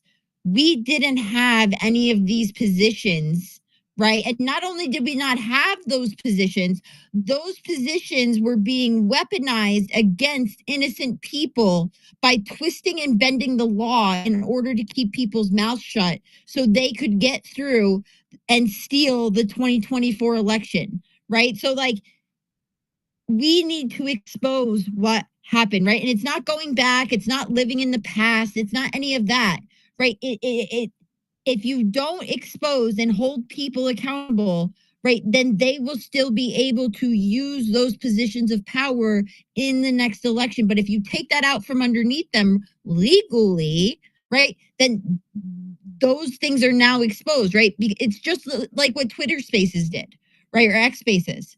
Right. We were able to expose so much information to a vast amount of people that they were able to start questioning and be like, wait a second, what's going on here? Right. And we need to just make sure that people are held accountable because they are federal crimes. Absolutely. That's the key. Absolutely. I'm just saying, Jen, from what we've learned is they're fine doing the top level hits, but they don't know who to hit on the lower levels. And that's where some of the wonderful minds and researchers and diggers and people like us need to be able to provide the pathways. It's a huge beast, right, Jen? So that's my fear is that you saw all the hearings for the weaponization. They only scratched the surface. They never went, bringing Taibbi and those guys in, that's like the cherry on top, but the rest of the sundae is way below. Well, and Rose, what I'll say to that, right, is it's not like I went out on any other platform, right, and exposed or went to the media or anything like that to talk about like Norm Eisen, to talk about Mark Elias, to talk about like all the shit that we exposed, right? Because, right, there was that element of the media won't listen to you because, like I said to the other guy who was up here, like, we won, they were in power, and no one really gave a shit about our opinions or what we had to say, right? And two is that they totally lost my train of thought here. Hold on, Dust just got home. Sorry, guys. I'll come back. It happens. No worries. I don't think we have any hands. What was I gonna say? Oh, yeah, guys. By the way, we have 79 people in this room, and we have what 17 retweets. So, guys, please retweet the space. Bring people in here. We're talking about all different things that are going on this Manic Monday. One thing I wanted to talk about were the problems with preemptive pardons, and I also wanted to know does anybody know if pardoning power has ever been clarified or challenged to the Supreme Court? Because I think preemptive pardons is literally the destruction of democracy, because I don't know how, like, pardons are supposed to be, if you look into more of the writings, pardons are supposed to be like a show of mercy, like, oh, maybe something got wrong, or maybe it's so blurry that we don't want to ruin this person's life. I don't think pardons, personally, I don't think they're made to be, hey, I'm thinking about committing a crime in June, so I'm going to pardon myself for that. And then maybe next year around this time, I'm going to do some money laundering, so I'll pardon myself for that. Like, that just seems like it could be the death of democracy. So, or the death of our republic, I should say. Now I'm using their language. But it just seems like that could kind of give somebody unlimited power if you can preemptively pardon stuff. And if there is any precedence to preemptive pardons, because that's really bothering. Vinny, I think from what I'm seeing is that there's some backpedaling on all this, because they floated it, right? The preemptive pardon being the narrative, and they floated it. And I don't think, because now I'm hearing that they're hesitating on some of that stuff because of the fact that these people don't have any they're not being prosecuted for anything. It's not a good look, as they say. But also, I think they're afraid that then they can't take the fifth, right? So if they get hauled in to Congress, they have to talk, and they're under oath, so they're in trouble anyway. But yeah, it's an interesting situation. It's a conundrum that they're facing. Well, here's the logic. Think about how if preemptive pardons are okay, then you literally just give the president ultimate power. You've made the president king. And the reason I say that is because, think about it. Okay, fine. You guys can have your preemptive pardons. When Trump gets in there, he goes, I pardon myself. I pardon the military. I pardon the Navy SEALs. Go take them all out. I pardon you all for murder. Think about that. Think about how, like, you know what I mean? Like, if you want to get evil, and think about how you could exploit that to the ultimate degree.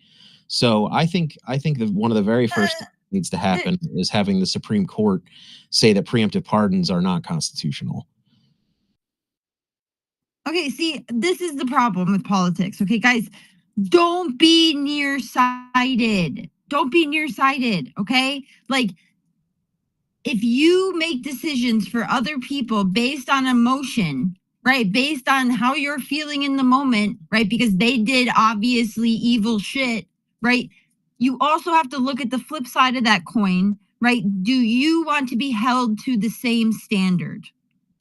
Right? And if you don't, then like making rash decisions sometimes like isn't the best means of going about things. Right. And to say like Donald Trump like would get into office and be like, I preemptively pardon you for murder. Go murder my No, I'm saying you could, Jen. I'm saying you could. So that's the type of power they want to give him if they let preemptive pardons happen. So that's what I'm just trying to say, because the Democrats always love to open up doors, right? They always love to open up doors like they did with the Rules Change Committee. And then McConnell told them one day, very soon, you guys will regret it. And that's how Trump was able to get the third justice in, because he was able to suspend the rules and then get him in with just a simple majority instead of the 60 votes that you used to need to confirm a judge. And so what I fear is the fact that a preemptive pardon it doesn't even have to do with Trump. Trump doesn't have to be the person who would do it. It's the fact that you give legal precedent for any president to then preemptively pardon people. And if you take that to the nth degree, then I can pardon myself and everyone else. Yeah, but this isn't the first time preemptive pardons have been given. I know, but that's what I'm saying. It needs to be challenged by the Supreme Court because it opens up a really, really ugly possibility. Yeah, but what if you need a preemptive pardon for something, Vinny, in the future? I don't think preemptive parties should be. I don't think they should be legal. I think that's really messed up. It's not. I think it's abusing a power that I don't want the president to have, because I can see how it literally could destroy a nation if you just have.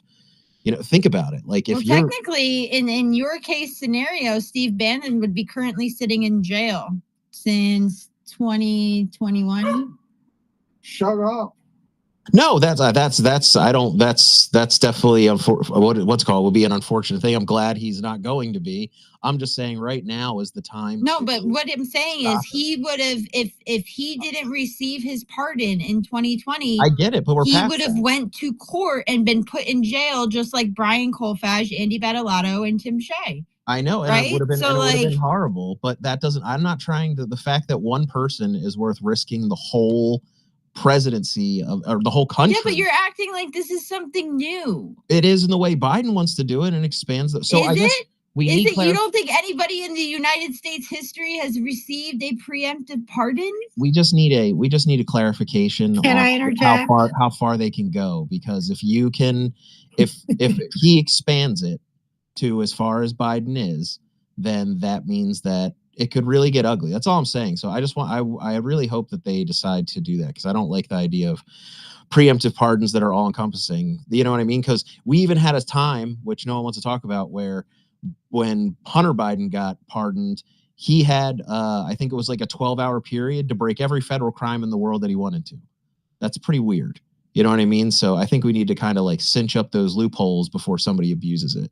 That's Maybe we need to straighten up society so we don't have diabolical people who abuse and expand the law for tyrannical things. Because I don't know, the first 250 or 248 years of our country, preemptive pardons were fine.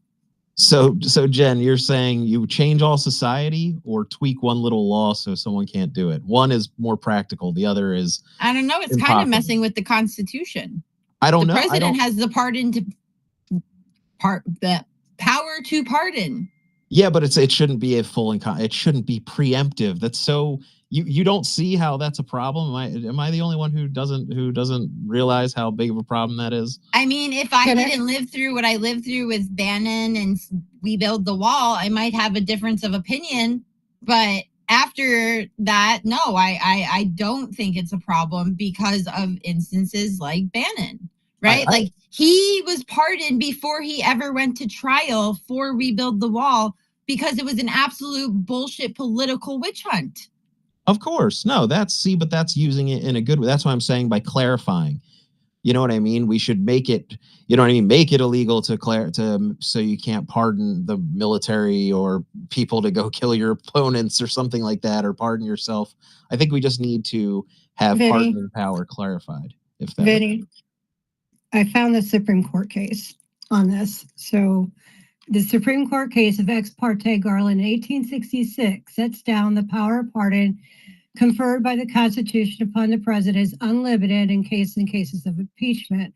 It extends to every offense known to the law and may be exercised at any time after its commission, either before legal proceedings are taken or during their presidency or pendency, or after conviction and judgment.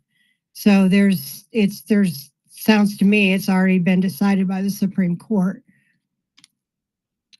Yeah, well, just like Roe versus Wade, I think it would be good to go back and clarify just to make sure, because it does seem like a pretty big vulnerability that I could see someone exploiting. And maybe that's... I think we're changing laws for the lowest common denominator scumbag in our society.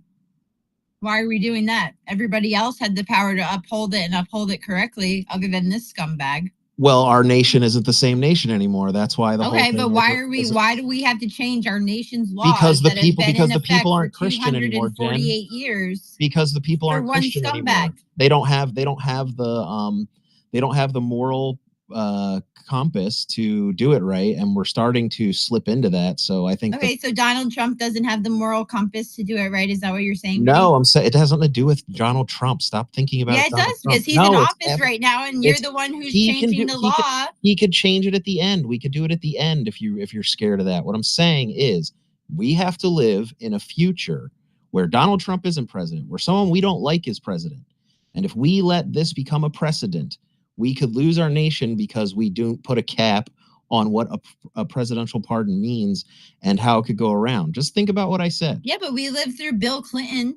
Yes, because he pardoned wasn't his brother. He wasn't trying to cover up crimes of election fraud that is going to end up Was it? getting Are you people- sure about that? getting people hung. You know what I mean? Like No, he just pardoned people who murdered people for him. Of course, Murder and for hire. exactly that's messed up, and then we don't want that. And so what I'm saying is, eventually, someone we won't like will be in there. So if we let preemptive pardons keep expanding the role of the president, what I would like to do is for Trump to do a bunch of crazy stuff with all the powers that he had, like Washington did. And then what did Washington do when he left? He burned the office Yeah, powers. but you all sound the like way a down. hypocrite.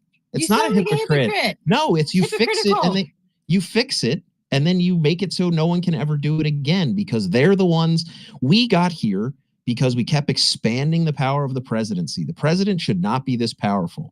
And that's the reason we have so many problems. So what you need to do, in my humble opinion, is the president does what Lincoln did, which he expanded a bunch of powers, but he fixed everything. And then you make it so that those powers go away. Because what's it called? If the Democrats get in after Trump and they're looking at preemptive pardons, they go, oh, we can do that. They can do anything they want.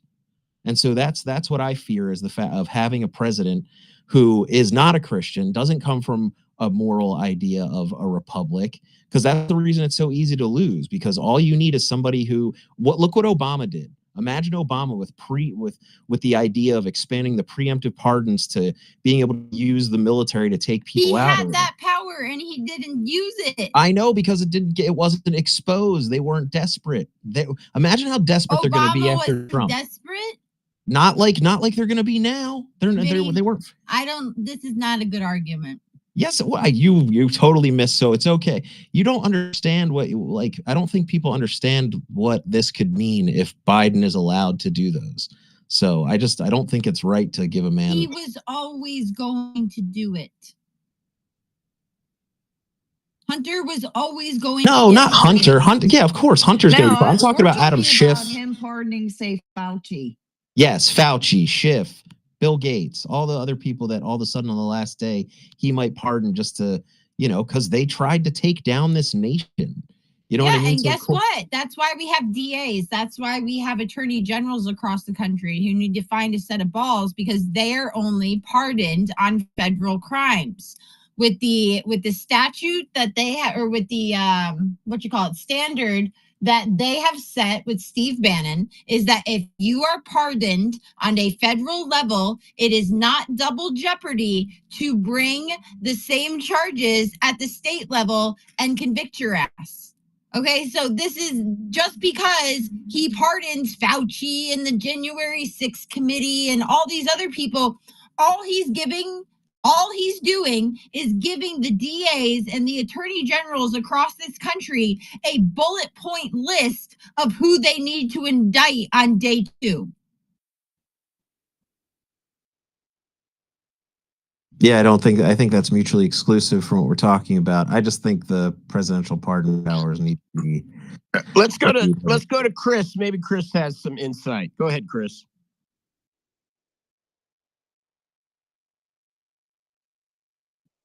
Chris, do you mind if I speak on this? Can you guys hear me? Yeah, no, Chris, can you Chris, go ahead. I can hear you. Yeah, Commander literally just called on you, Chris. Yeah. Okay. So,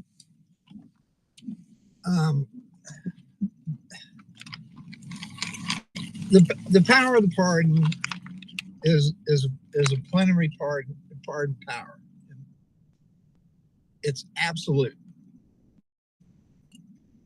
And so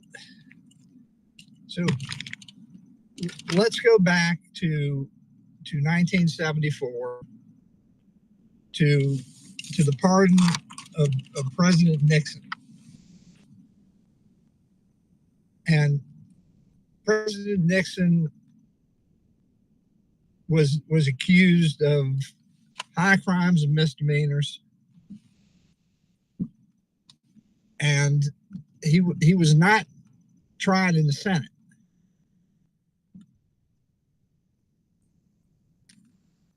President Nixon resigned from office. His vice president resigned from office before him because he had been indicted for tax fraud in Maryland. And President Nixon had appointed Gerald Ford to be vice president to replace Spiro Agnew. And he was confirmed by the Congress in accordance with the law.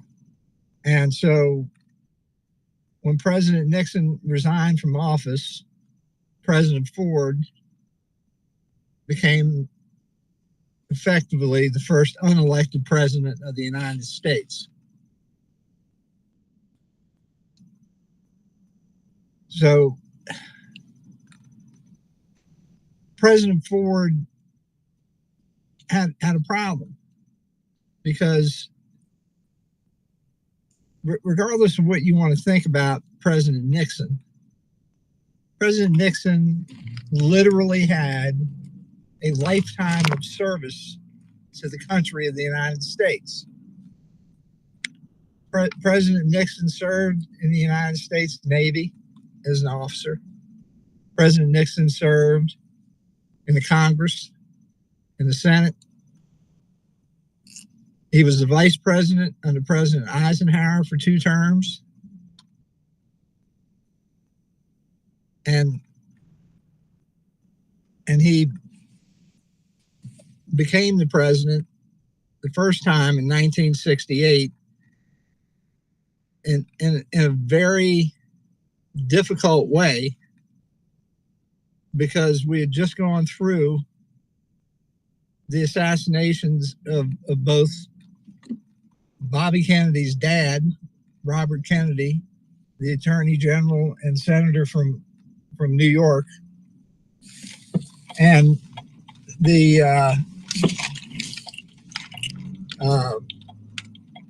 Reverend Martin Luther King. So the country was in huge turmoil still, because we were still reeling from that, and we were pulling out of the Vietnam War. So President Ford looked at the landscape and he said, these people hate Richard Nixon so much that even though he's out of office, they're going to go after him for everything they can get. Even though they ran him out of office. Now, bear in mind, in 1972, Richard Nixon, regardless of Watergate, won 49 states, including Minnesota, which no Republican has won Minnesota since.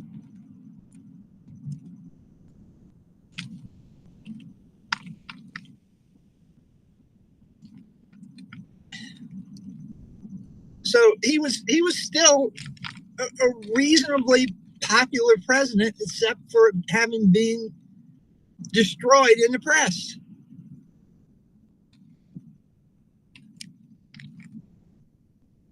And President Ford gave him a full and complete pardon for anything that he did while he was president of the United States during both terms.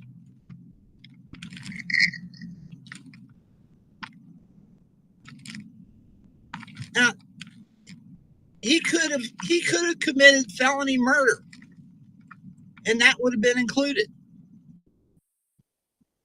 He could have done a lot of things, and it would have been included. It was a full and complete pardon for all crimes against the United States. And the reason that he did that was to finally put it to bed. It's over. Go on about your business. Go on about the business of the country. He saved you an impeachment trial in the Senate. He left office. You got what you wanted. There's not going to be another pound of flesh. Now, the pardon and the clemency clause in Article 2, Section 2 is to give the president the authority to correct the abuses of both political animosity and judicial abuse. And in the case of President Nixon, President Ford basically signed his own political death warrant by giving that pardon, which he did not have to do.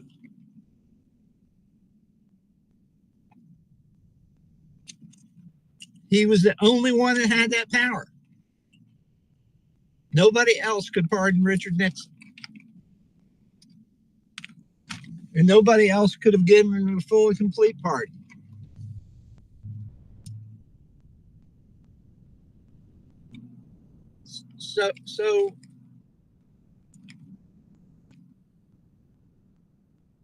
So now you're faced with Joe Biden. And I agree, this is a much different situation because now you don't have one person. Now you have the vestiges of a tyrannical government. You have the equivalent.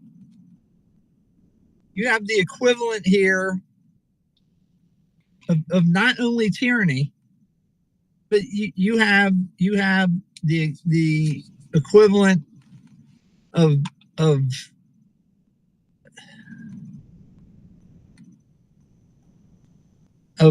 treason. And I don't think that's an understatement. Because what happened in a lot of these cases affected the American people in ways that can never be taken back. And it was done with forethought and malice. And there's more than 2 witnesses to all of these events.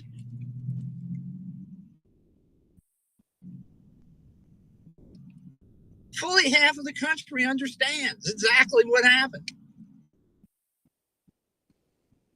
So it's a very different circumstance. There's no question about that.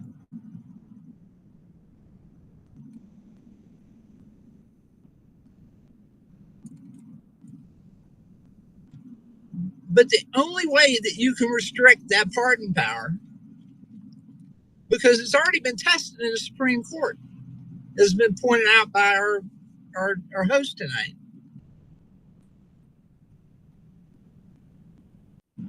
that you have to amend the Constitution to get there.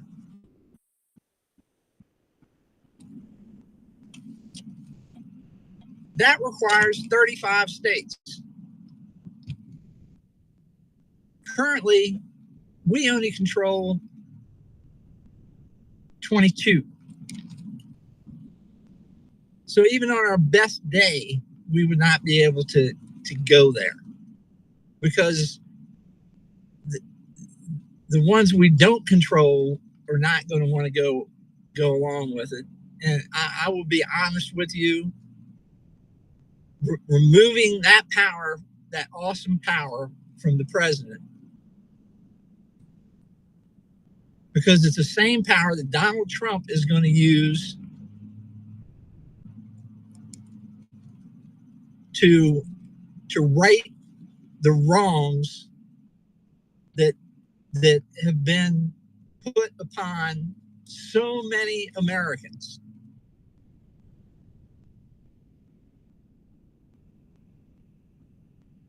In ways that nobody imagined could possibly ever happen in this country.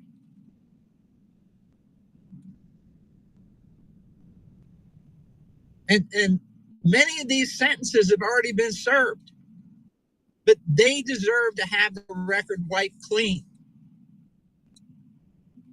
And then it's up to the Congress to go back and compensate them.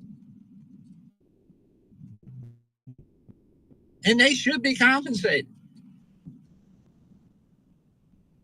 But that's not in the purview of the president. The purview of the president is to correct the wrong.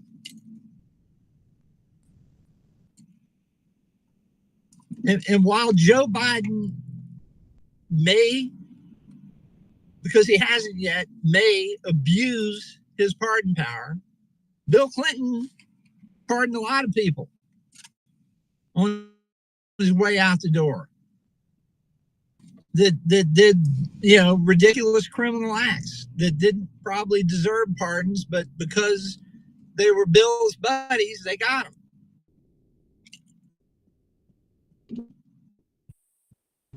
And they didn't necessarily go through the pardon procedure that everybody else goes through, because the pardon power is plenary. The president can write your pardon on the back of a dinner napkin.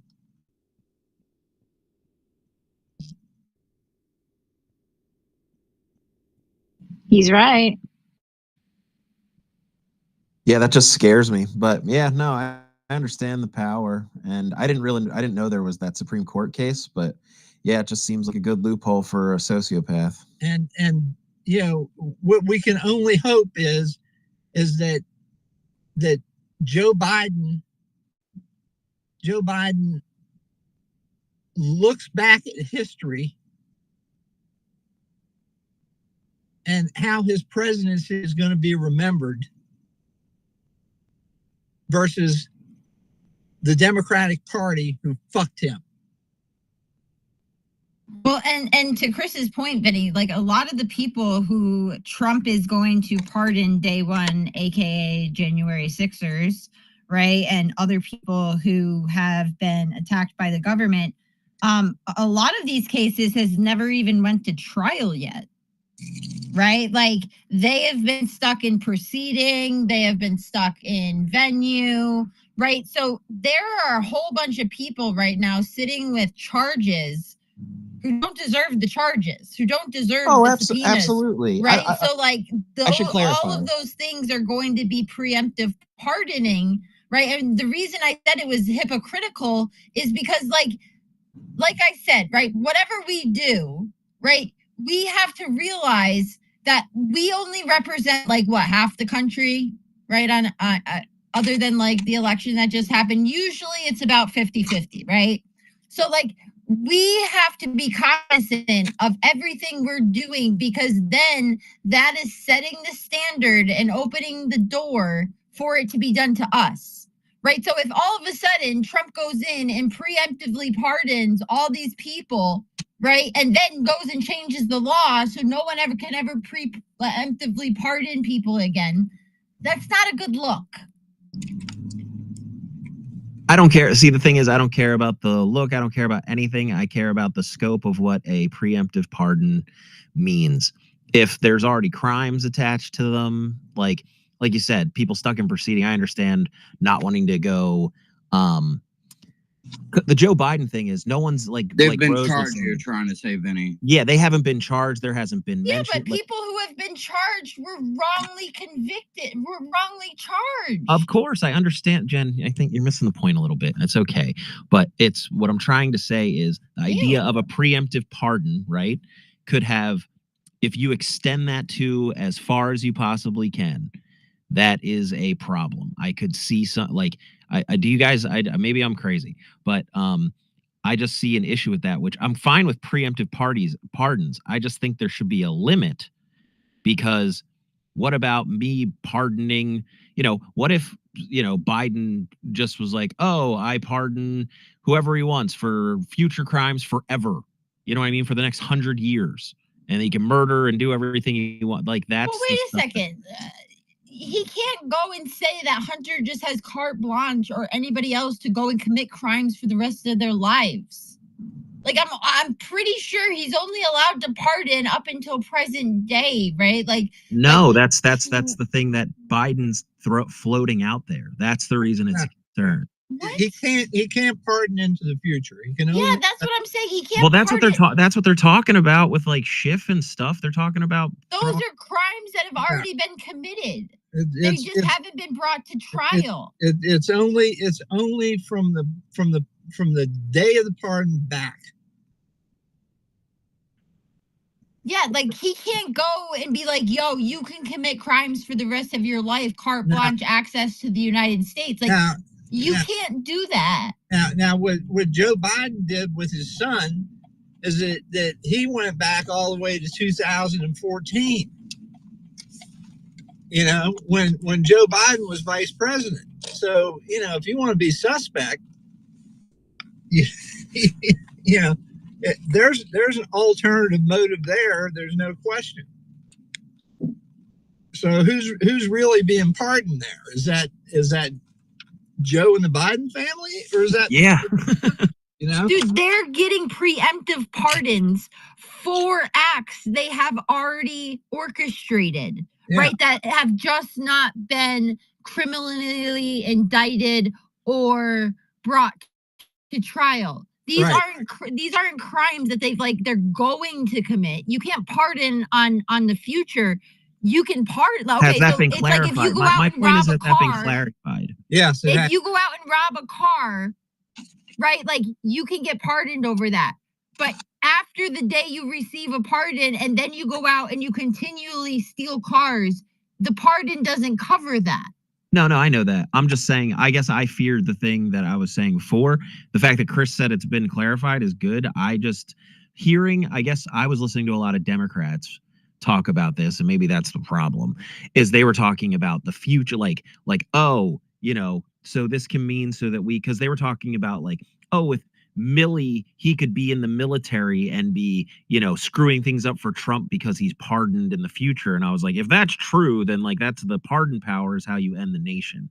So maybe I'm just going off faulty information, No, but that's that not how freaked it me works. out. Yeah, Right? no, It I is would literally hope like, it's not. if you never got caught for stealing a car, right? But the president's your boy and he knows that you stole that car, right? He can give you a pardon. So if that ever comes up that you did that act, that then you can't be prosecuted for it, right? But the act or whatever this person is receiving a pardon of has to have already happened, right? They can't just be like, yo, Vinny, like, you can go out and commit credit card crime for the rest of your life. Sign Joe Biden, right? Like, you can't do that.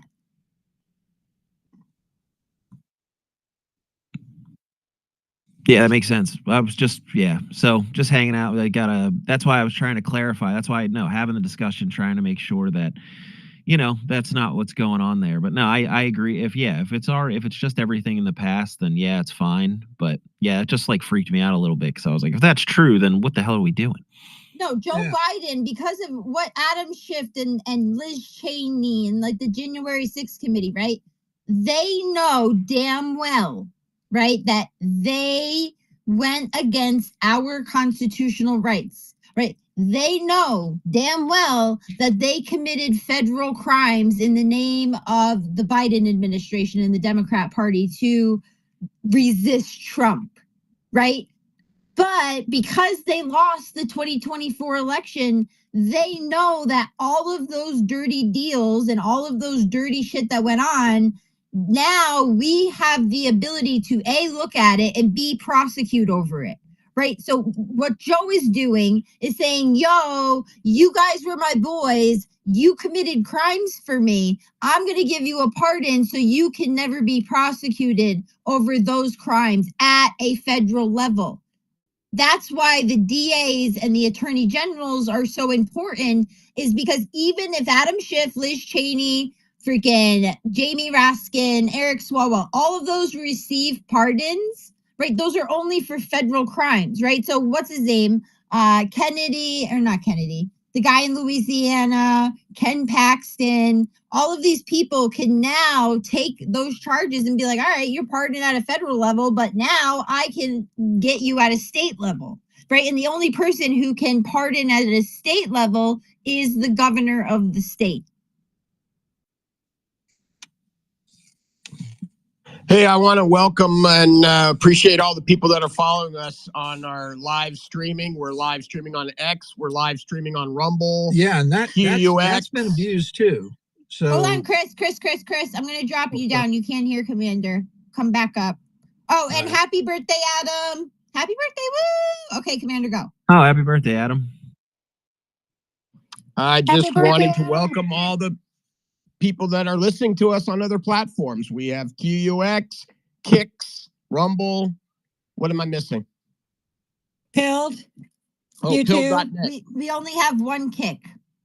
Yeah. He's talking about our shoes. YouTube, Pilled, and X Live. Very cool. Commander, it's Kick, not Kicks. I was just poking you a little bit. Sorry. Isn't it Kick? It's kick.com, right? Yes, Adam. Okay. I was going to say Kick. Over your head, Adam. Yeah, But no, I happy was going to say, birthday. isn't it Kicked? But I'm wrong. You're right. It's Kick. Well, thanks for the birthday wishes. Appreciate it. You know, what you said, Jen, is on point. They set the precedents. These people are getting cleared on a federal level, right? You know, with pardons, right? You know, to add to that, you know, like, and the fact that they took a president, a former duly elected president, and took him and tried him on the state level on several states, and took him on a tour for 4 years through courtrooms, while he fought to get back in office at the same darn time. But he did it, and we did it, so that's good, and thank God for that, right? But to add to that, do these pardons have any legitimacy? You know, we have the Sidney Powell, the Kraken, was just absolved of any sort of things that she was being charged with, correct? So, you know, she's back out. I kind of expected her to be the Kraken to be on the way. Very timely. I love it.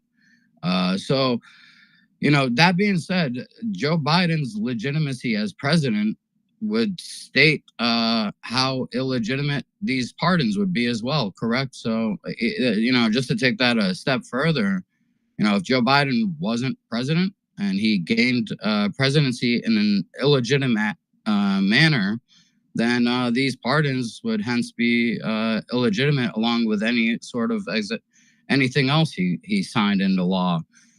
So, you know, there's that. And that's kind of like the button I like to push personally. But, you know, the state level thing is definitely precedents that they have set. You know, they'll go after a president, former duly elected president on a state level like that. Why can't we do that to that? You know, all these other people, they weren't even president, you know. Joe Biden's old, and he's going to fade into dust, and you know, God's got what he's got in store for him. As far as his son, yeah, that pardon wouldn't be legitimate, and neither would any other pardon he hands out, in my opinion. Well, I think everyone needs to prepare themselves, right? The fact that Joe Biden is going to pardon himself on the way out the door. Probably since 2014. or any other crimes that he's ever committed, he might give himself a lifetime pardon. And his Right? brother. And So, his brother like, and his sister. honestly, Adam, like, that is what we can hope for, right? Because if Trump gets into office, right, and it's not just Trump, right? Trump just opens the door, right? It really lies on us and the people who have been put into the positions of power, right? Donald Trump needs to run the country, right? But we as a collective, right, we have sat for 3 years on these Twitter spaces every single day, right? Talking about all the crimes, laying them out, how they were done, who was involved. Okay. So if we are able to take that information, get it up to Congress, and they actually have a real hearing on it, where it's not Jim Jordan just talking about how great he is and using wrestling references. Okay. If we could actually take what was done in the Congress, right, crimes that were found after congressional oversight and review, then those charges are handed to the Department of Justice, right? And then the Department of Justice decides to arrest those people for the crimes that they have been convicted for in the Congress. Okay, that's how things get accomplished. That's how people are held accountable, right? It wasn't just that Congress wasn't doing their job, right? Congress knew that nothing they sent to the Department of Justice since Biden took over, right, even if it was the most egregious crimes, right, nothing was going to get done with it. It was going to be dead on arrival. We don't care. We control the Department of Justice. And honestly, it's been weaponized after our political opponents. So anything that our fellow like political members do, like, we don't really give a shit about that. Like, we're too busy going after J6 grandmas. Okay. They really are the ones who broke the law because they stood up against our tyrannical plan. Right. So the fact now that we control not only the House, not only the Senate, not only the presidency, but the Department of Justice, right?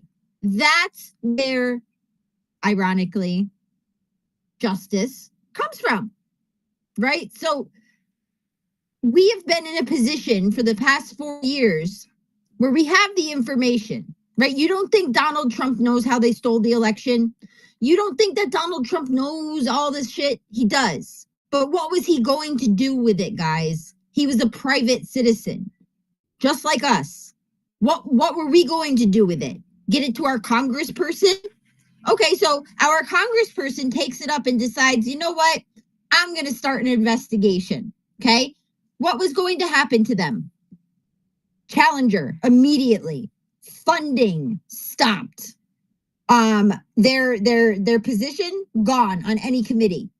Right. So there was a lot riding, right? So could they decide to open the investigation? Yeah, but they'll take themselves out of being effective in any other tiny little minuscule way that they had the past 4 years, right? Because they were living under the Biden system that was abusing the rights and the powers of even every single person in the government.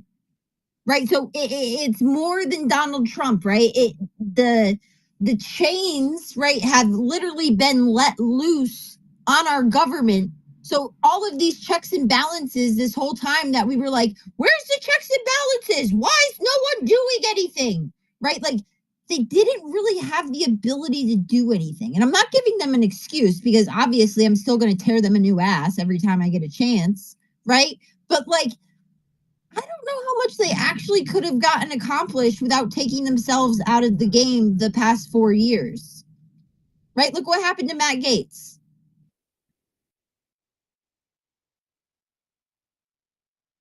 He's got an announcement coming up this week, Matt Gaetz. Ginger put out a post yesterday, I think. I thought it was today. Oh, I stayed up all night playing video games and watching movies. Are you turning 13 today, Adam? Yes, I am. You gonna have a pizza Jen, party I at Chuck E. just hope- Cheese? Jen, I just hope that the state AGs are ready to fire, meaning on all cylinders, for the crimes against humanity on so many levels. Even, I agree, Biden has the power to pardon. But boy, those Republican AG states better pull the lever fast on the Faucis and I mean, it's almost to like those kinds of crimes are so global in nature. It's almost like you need a military tribunal kind of thing. It's like, ow. Not almost. Dude, truth and Definitely. reconciliation. Look at South Africa, right? And someone yelled at me one day and told me this was a bad example. Well, F you. I think it's an excellent example. The Church Commission might be a better example, but yeah, it's a good example. Dude, I still think it's a good example, right? Yeah, because I don't like think it's bad. what we live through, guys, doesn't happen in first world countries. Doesn't happen in second world countries. Okay, it happens in legitimate banana republics. Okay, so like we want to be grandiose and be like, we're the leaders, we're the first world, we're great. Like, no, we were ran by like a bunch of primitive assholes for the past freaking 4 years, right? So like shit happened that like it is not only the government that needs to be held accountable, right? They were the ones who orchestrated it, right? But like there are people, right? Like look at all, like I think of like the January Gates. Sixers. Bill Well, Gates. I even think down to like the January thing. Think about Derek Evans, right? We think of Derek Evans now as like this grandiose guy, like freaking leader, ran for office, blah, blah, blah. But like, think of Derek Evans on January 6th, right? Just this guy from West Virginia, right? Just these normal people who showed up from like Mississippi and Louisiana, right? Just maybe it was their first time in DC, right? And all of a sudden, they had the full weight of the government come down on their ass, right? Like this wasn't only a rich people problem, right? This wasn't only a government political official problem. They went after the everyday man, right? They went after with the same weight and the same force that they were going after their political opponents. All because, and it's more than Donald Trump, right? Donald Trump's just a man, right? This was an actual movement of people who weren't just there because of Donald Trump, right? They probably didn't agree with him a lot of the time, right? But they were there because they saw the very institutions of our country being attacked and weaponized. Right, it wasn't just like oh, like these politicians got together and stole the government, right? It was way deeper than that, right? And you could use the Church Commission, you could use the Reconciliation Commission out of South Africa following the apartheid, right? Either way, first of all, we need to get into a basis of understanding and a basis of what the truth is. Right. So everybody has the ability to understand what actually happened to them, what we actually lived through, to cut through the smoke to the signal of the issue and be like, this is the baseline. This is the truth. Now let's operate from the truth and look at what these people did, knowing the truth at the time that they were keeping from the people. To me, that's the most egregious thing that happened in this country, right? Where the COVID, the lockdowns, all of that, okay, whatever. That's what happens when tyrants take over, okay? But the fact that the truth was kept, and not only that the truth was kept, but then there was a concerted effort by the government to put out false information labeled as truth for the people to believe so they would go with their tyrannical agenda that they were trying to put in place. These facts have to come to light and people have to understand them and not operate. We have to all operate from the basis level truth. And the truth is the truth every single day of the week, no matter how you look at it.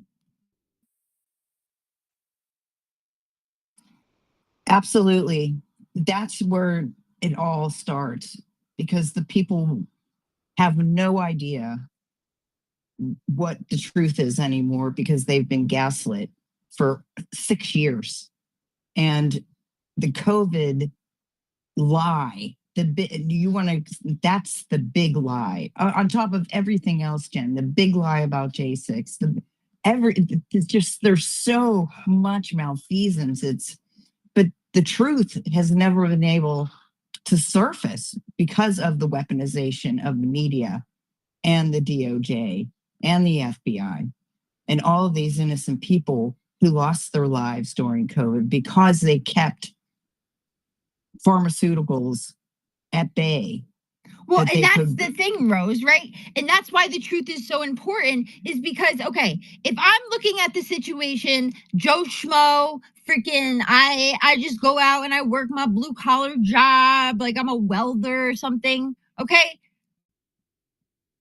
I don't want people to have empathy and compassion, right? For people who were thrown into a pandemic, who were making decisions on the fly, right? A lot of times people will be like, oh, well, we had never had a pandemic before. Like, how are these people supposed to make decisions and this, that, and the third? You know that argument, right? Except, like, that's not the truth, right? Is they were purposely, right? And this is like the malice of the situation, is that they took the truth and they were like, if that gets out, they won't go along with our plan to vaccinate. They won't go along with our plans to lock down. They won't go along with our plans to steal the election, right? So everything that was presented to Joe Schmo, the welder, right, had no basis in reality. That was an indoctrination into a tyrannical plan. That wasn't people making decisions on a fly during a pandemic or an outbreak, right?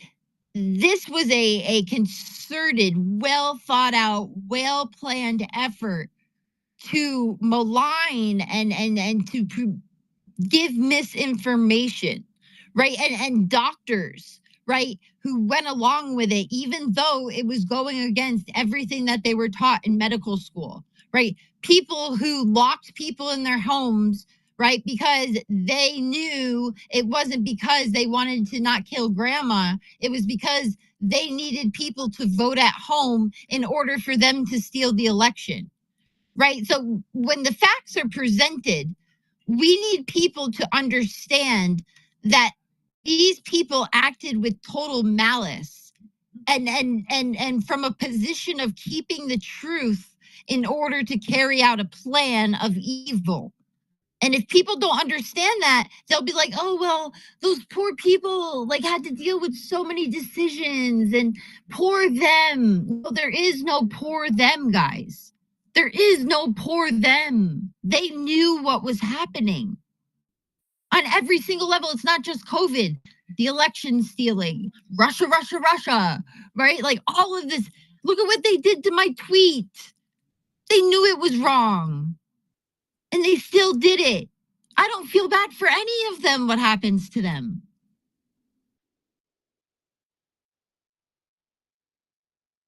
No, the malevolence is on such a catastrophic level. And the COVID was such a global, maniacal, evil perpetration on humanity. So what they did. And then to roll out these extremely dangerous shots, and to this day are pushing the shots and trying to roll out additional mRNA shots into our livestock. I mean, it is tyranny on a level that a lot of people, it will take some time for people to digest the level of what has been it's a crime against humanity. It rises to the level of that, Jen. It's a crime against humanity.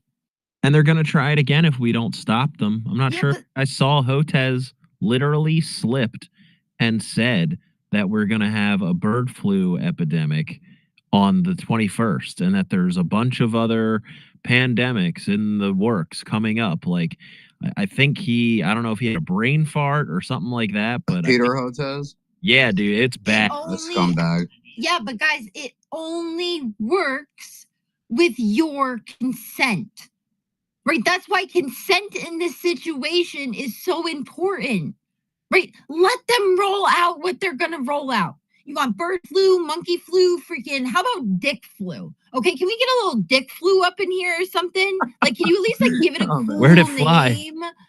Because I'm gonna like try to avoid that one. we are Every guy just never- cringed. we exactly. You're welcome. The only Right? cure is The only okay. Anyways, Oral medicine. Oral medicine. oral is medicine is fine. the only cure. Oh my God. you guys are sick. Anyways, but the, You the made up point dick is, flu. What? right? Well, you guys, maybe you need a little dick flu, okay? But listen, no, but seriously, it's only if we are like, oh my God, I'm so afraid. I'm gonna go run in my house. Right? If we stand up and we're like bullshit, bullshit, bullshit, right? That is why the media is so egregious in all of this.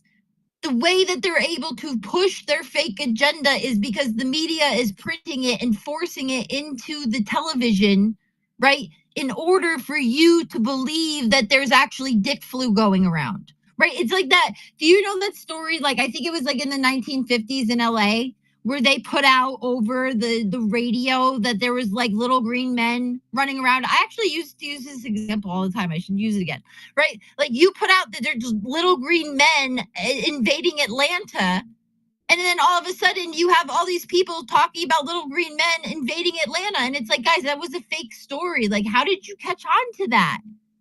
Right? That's what they're hoping is going to happen. Right. So the more that we even play into what they're saying, like the more that's us giving them power, is playing in and being like, oh my God, this is what they're going to do. This is what they're going to do. They're so powerful. They have no power. They have no power anymore. Well, they're unless right. you give it to right- them. Yeah, Jen, well, we then actually the power killed the using- avian flu push this summer. Yeah. We effectively stomped that into the ground. We effectively said, no, you're not getting away with this. They tried, they didn't get away with it. We just have to keep going until they stop. But it seems like they might be actually putting it in the milk or something. Like, I'm not sure if you guys have seen what Brianna's been showing, but they're attacking like the raw milk industry and stuff like that with it. That's why I'm saying, I'm like, I don't know if they're actually going to poison us. Like, I'm not talking about them just going along with it. They might actually be releasing the flu into the milk. And so, like, we're seeing them posturing and doing these things. That's why I'm saying, like, guys. Yeah, but how do you know it's in the milk, Vinny? No, I'm just saying I'm just telling you what's reported. I'm not. No, but that's what that this is my whole point. Right? But they're like, shutting we shutting think that farms down. they use fake news just to like push things, right? Carte blanche, making up stories for people to think. Like, have we had like any heads of like industry or anybody who has anything to put on the line to say, come out and say like, yes, it is in the cow industry? Or is that coming from these industries who have control of the media?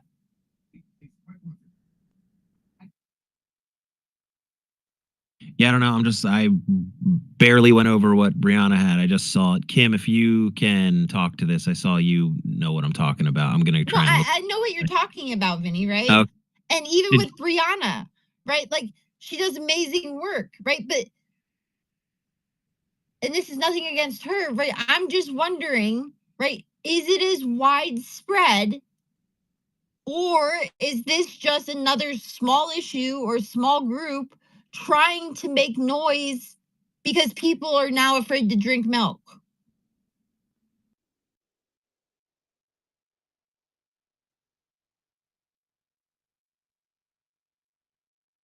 Chris Both. has his hand up. Go ahead, Chris. Happy birthday, Adam, by the way. Yeah. Happy Yeah, birthday. happy birthday, Adam.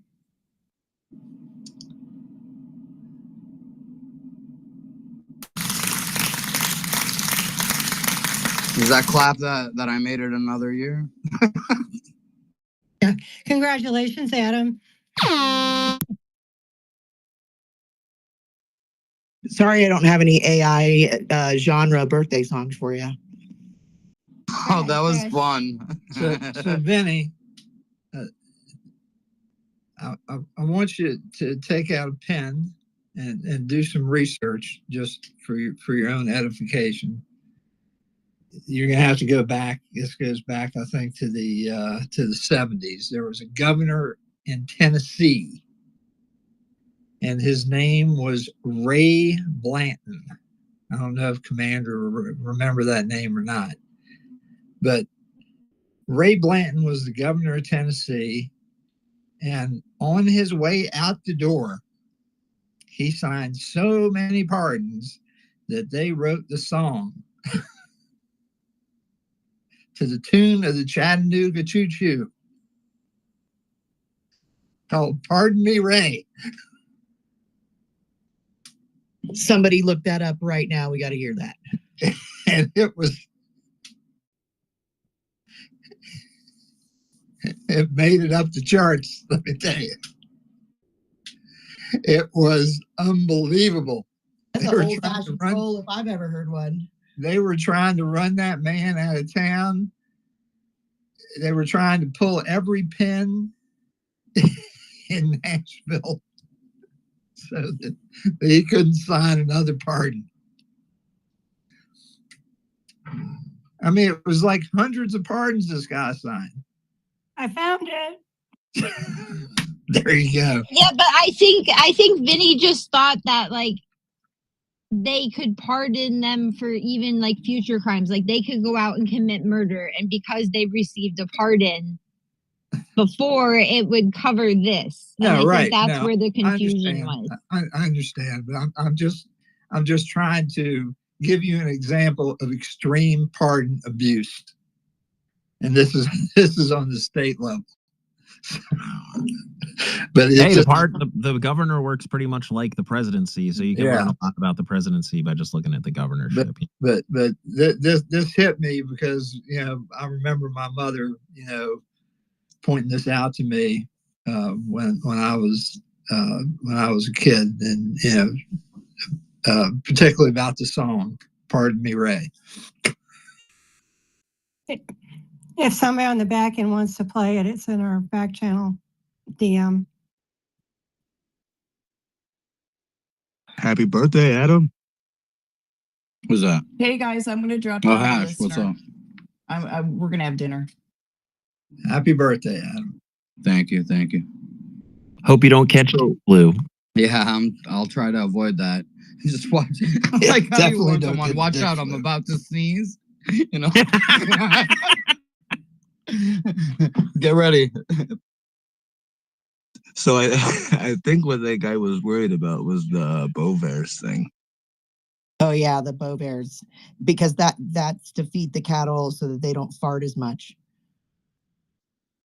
Yeah, I think that's what he was worried about. I don't think that he was, fully aware of what it is and what's going on. I mean, they are definitely trying to, mess with our food supply, and that does not exclude, pigs, poultry. They haven't necessarily captured the beef industry yet, but they're working on it.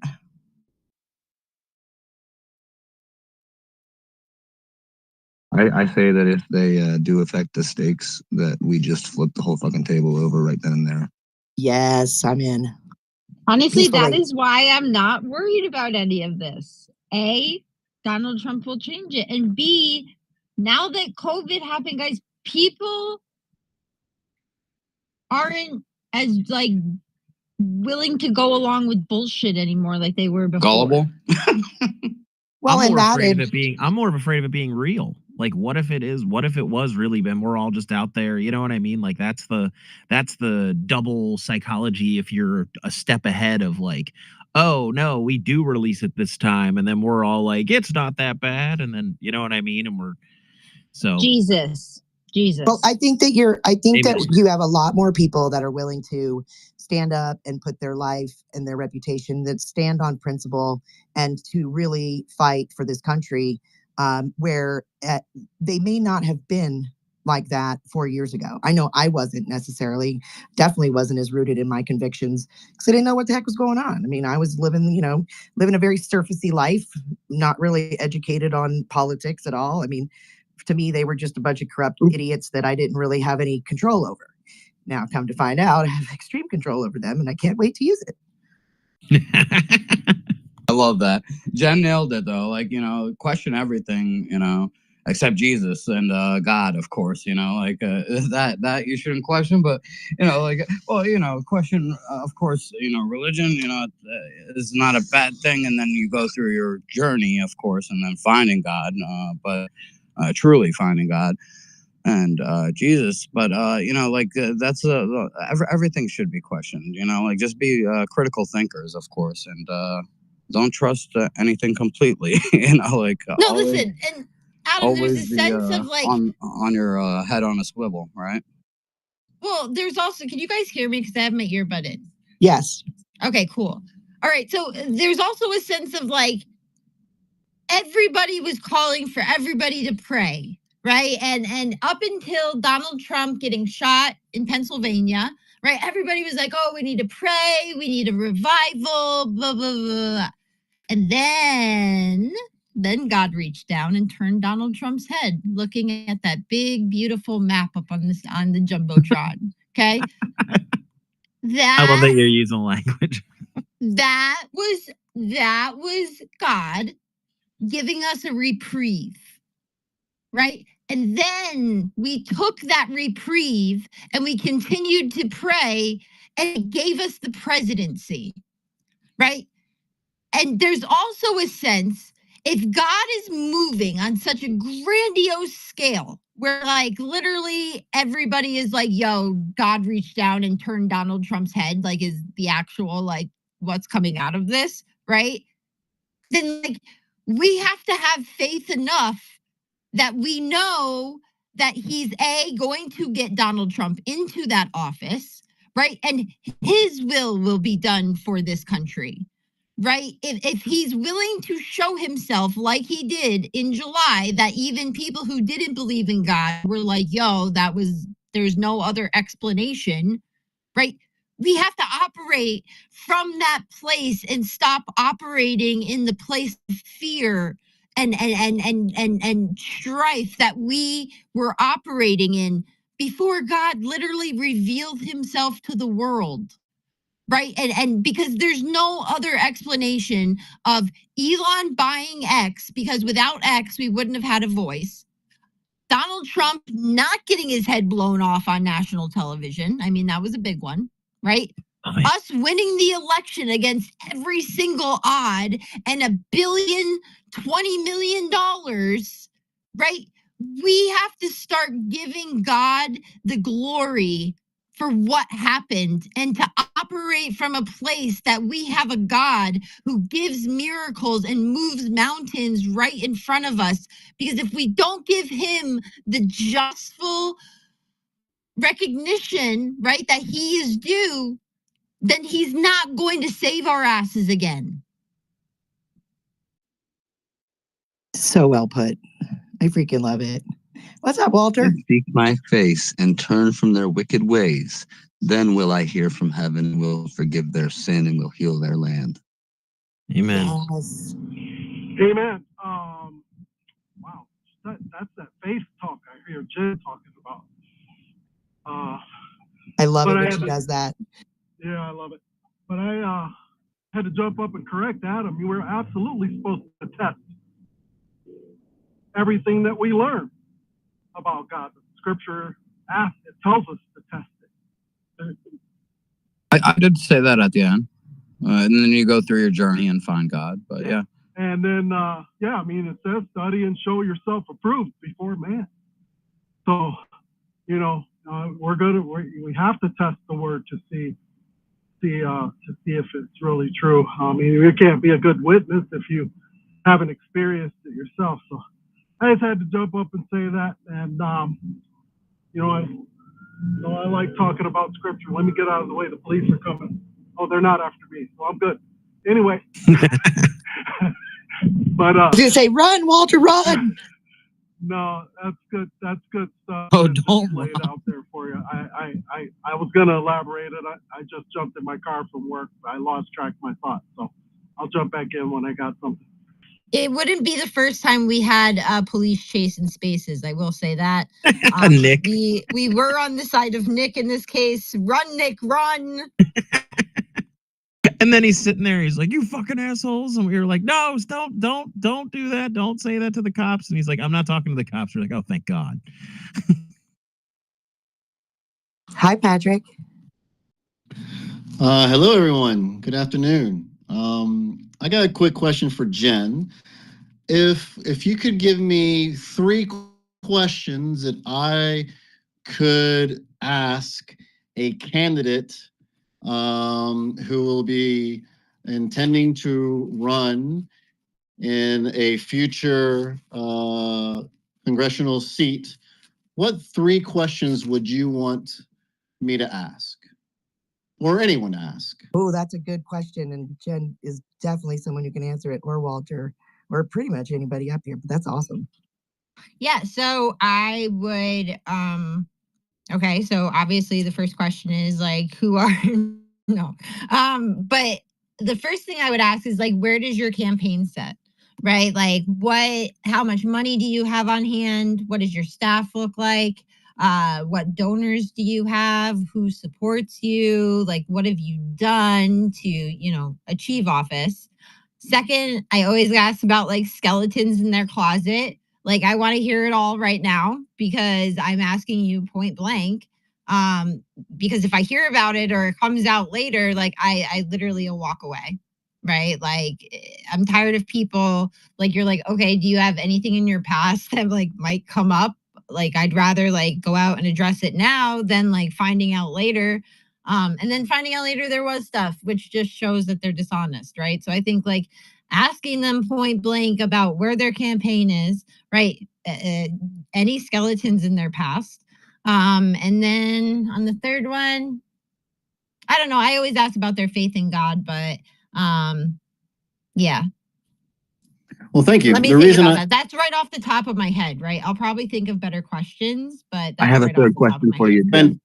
Fantastic. Well, we'll quick follow up and I'll land the plane because at 8:00 tonight, there is a conversation with candidate for Congress of Florida 6, Mr. Aaron Baker, that Postcards to Pennsylvania has asked the Bulldogs for Vivek task force to join. And he said that he would give me the ability to have a speaker and give him a few questions. So, being that I am more involved with this esteemed group, I wanted to have some clarification given we were always about pro Vivek and Vivek this, but I'm now curious to know in the future what types of compelling questions we could ask. Everyone, of course, is invited to that. But I do have a role to ask some questions. So just kind of getting some inside aid, so to speak, so we can have whoever is going for that seat be a good representative of what the American mission and overall what America First should be about. Yeah, for sure. That's awesome.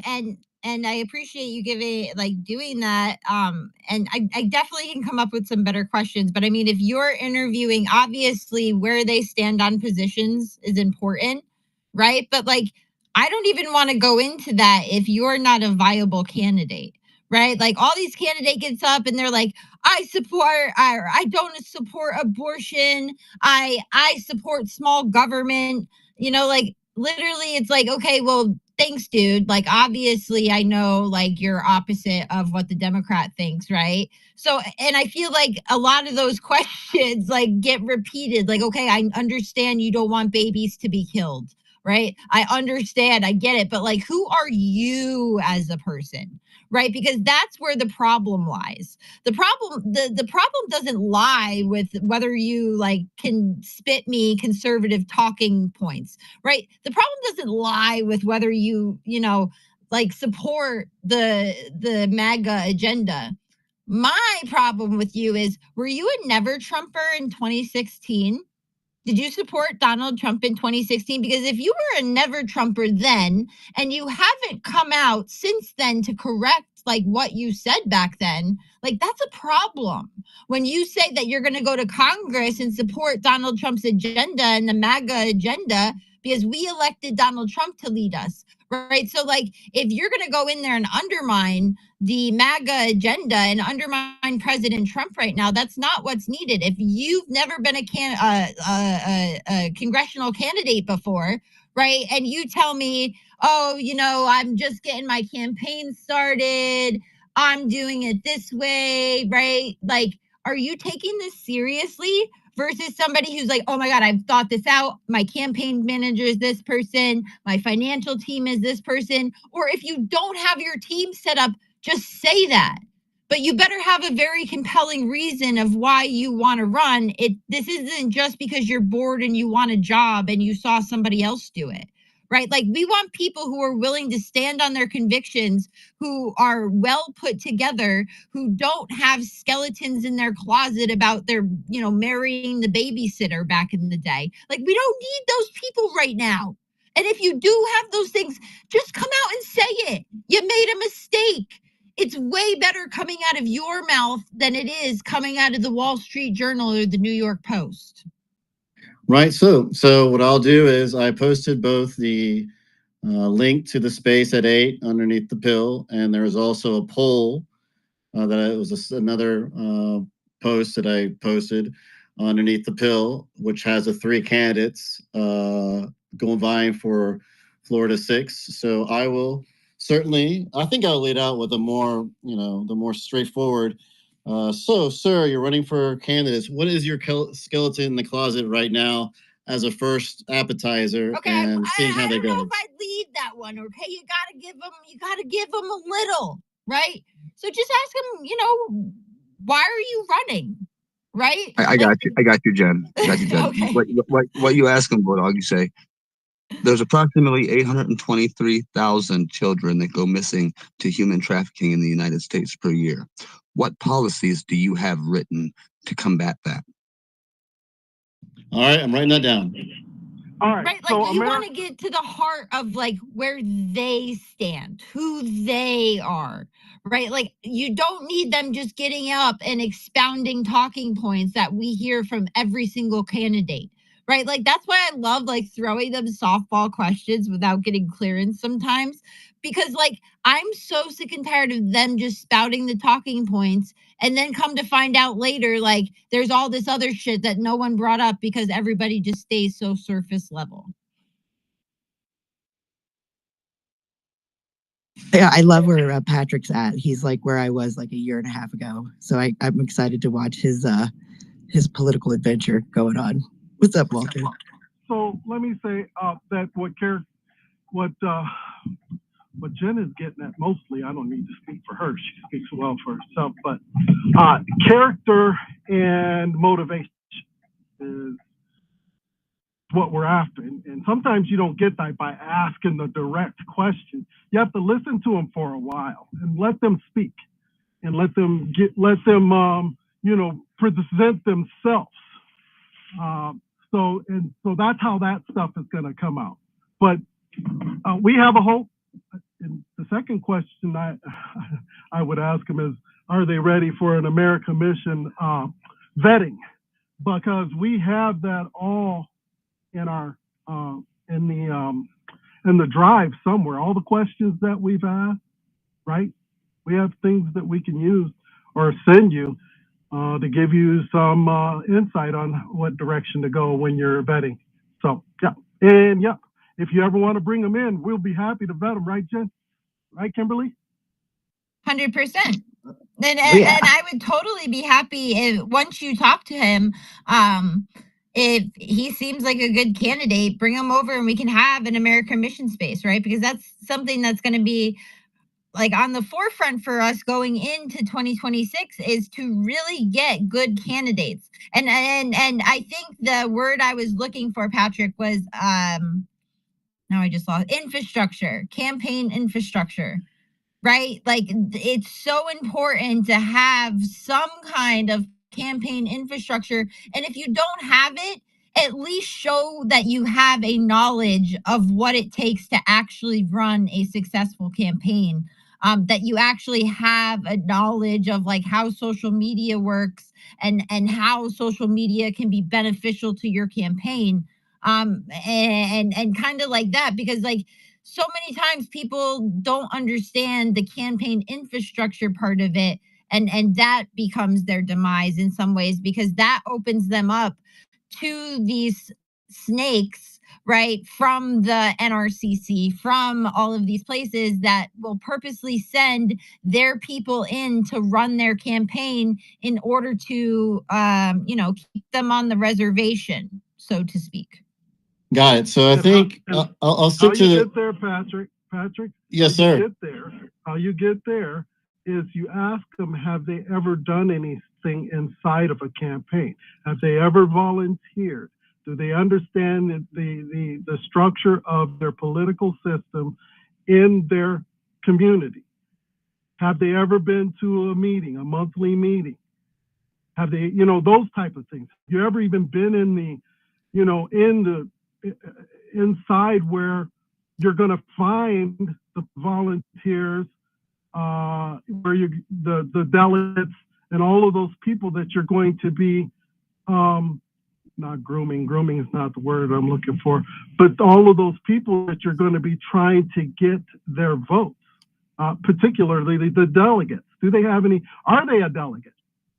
Have they ever volunteered for anything? For, I don't care if it's, for election judge, whatever. So that's how you start to feel around and see if they even have a clue. And they're not going to just be reading instructions and pulling it up on YouTube to be candidate. Right. All right. So I think what I'll pull from this is the first question will be about an infrastructure type of question. The second will be about the children. And given that Vivek was the executive producer of a movie that talked about the enslavement, I think is the right word, of children coming to the United States and being trafficked.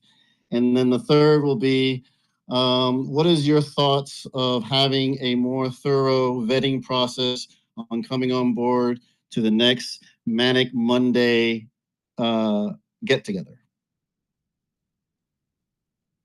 Or something like that. I like it.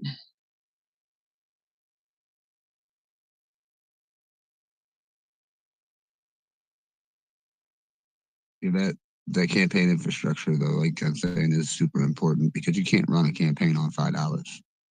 Well, I think that, and I've been mulling this around for a few weeks. There really needs to be some campaign finance reform, and I really like the idea of taxpayer funded. Okay, now hear me out. Where we pay for the campaigns, and everybody gets the same dollar amount. And then you can see how creative people can be, who can balance, who can work with a budget, who cannot, and really even the playing field. I think that no donations, no donors, that you cannot get money from anybody else. It is simply when you qualify to be a candidate, you get this allotment of funds, and that's all you get. I almost kicked your mic into the harbor when you said taxes. Well, it'll wind up costing us less in the long run, trust me. Listen, Kim's still a little confused from her old Democrat ways. They surface sometimes, so it'll be okay, Kim. Listen, if we take out the chance for them to kiss somebody's ass to get more money, and we level the playing field. I Listen, know it's socialist, but I'm saying, like, for them, like, to make the candidates actually have to be creative. I mean, I'm not saying we give them just pennies. We give them some money, but everybody gets the same amount. as much as I want to rid the system of the blackmail, leverage, sex scandal thing we have going on in DC, that's going to take an act of God. And unfortunately, a lot of that runs through this political process we are witnessing.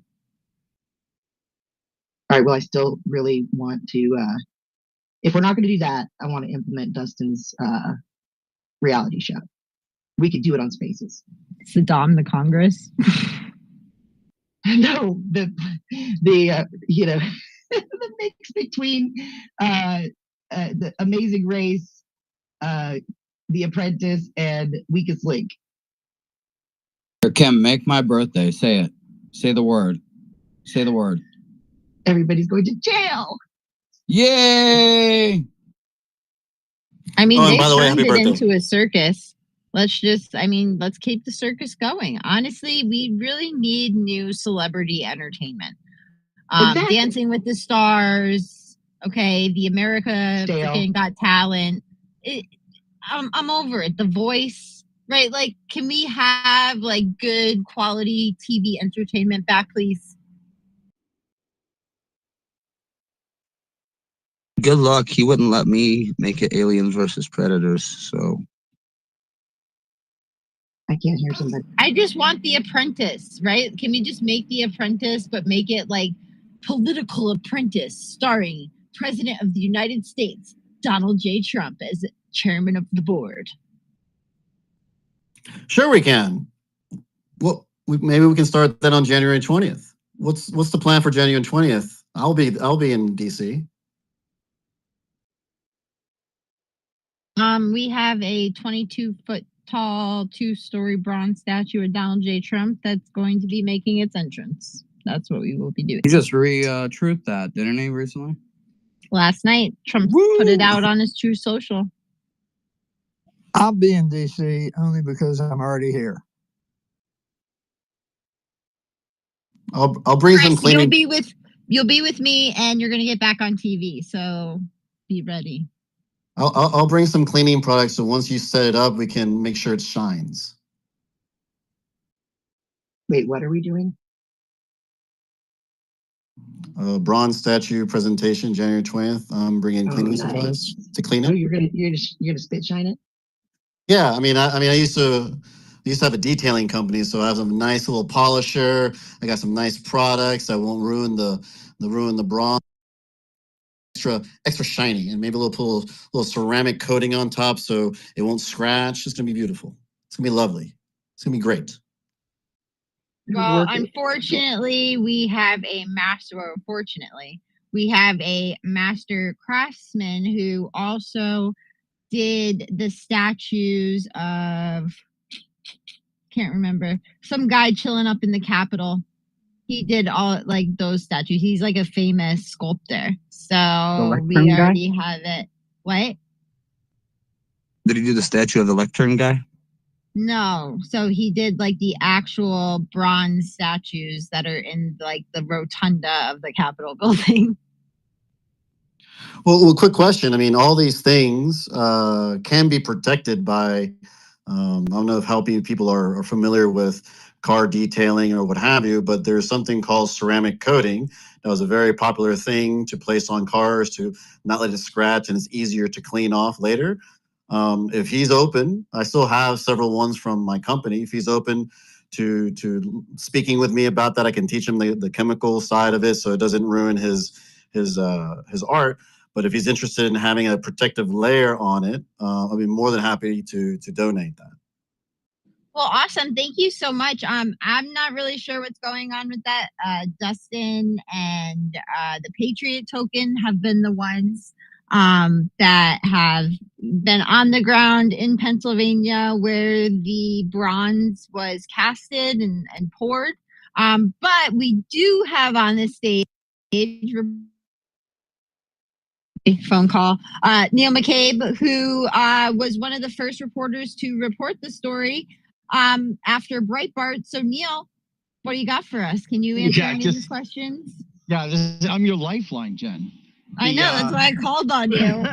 So, Alan Cottrell, who did the Thomas Edison statue that sits in the Capitol representing Ohio. He also did the Coach Woody Hayes in front of the Ohio State Stadium. He also did the 9 bronze figures in front of the National Infantry Museum near Fort Benning. And so, he's one of the most accomplished and well-known sculptors in America today, making very realistic, lifelike type sculptures. And he's done coal mining accident memorials. He's done all sorts of remarkable things. And, it's remarkable that you guys commissioned such a fantastic, just an absolutely renowned guy who studied, not only did he study design and art in New York, but he also took a Godiva course at Columbia Medical School, just so he could perfect his understanding of muscles and bones and the human figure. And so, yeah, it's absolutely a remarkable piece and a remarkable artist. It's just so the statue itself is absolutely epic. If I could use a word from an old mentor of mine, Stephen K. Bannon, because when civilizations rise and fall, and really the only thing that's ever left behind is the architecture and the sculpture. And so this is so much more permanent than anything else you could have done, Jen. It's stunning. It's like the reaction I had has to be the reaction of everyone else. When they see it, it's just like, are you kidding me? And just the sheer size of it. When you see these photos of the workers who are standing next to this thing and just being dwarfed by President Trump, it's absolutely remarkable. But that's who did it, and that's all I wanted to say about it, Jen. Sorry to jump in on you. No, Neil, I was hoping you were going to come up. I saw you in the audience. I was like, Neil, get up here. I don't even know the name of the sculptor. Help. Yeah, no, thanks for coming up, Neil. And thanks for writing that amazing story. And can't wait to see you in DC, because I think it's going to be really, really epic. And I think that because that moment, I really, truly believe that moment like changed history, right? There was the timelines converging, whatever you want to call it. Right. That moment where he survived and got up and put his fist in the air really changed the trajectory of world history. And it really killed the cabal globalist thing that was trying to take over. And to have it be commemorated like this in such a monumental statue is so exciting, and I'm so excited I get to be a part of it. And the Patriot Token has done some amazing work with it, so we're just really happy it's all coming together. Like 2 or 3 days before Butler, Charles Schumer went to see Biden in Delaware, and it was all private. It wasn't like a publicized trip or anything. And he basically told Biden, you have to go. You really have to go. You're like a maniac. And I think there was a Zoom call where somebody made some kind of remark, and Biden just snapped at him and started yelling at him, because you don't know what the hell you're talking about. My son died in Iraq. And he basically just started ranting like a lunatic at one of the senators. And it was completely unrelated to what people were talking about or anything else. And that's when people started showing up in Schumer's office saying, I think this guy's off his rocker, and I think the White House is lying to us. And Schumer shows up in Delaware and he tells Biden, you've got to go. Like, you're insane. Like, you've lost your mind. Biden told Schumer, give me 1 more week. And remember, they were staging events. They were telling everybody it was a cheap fake. It was deceptive editing.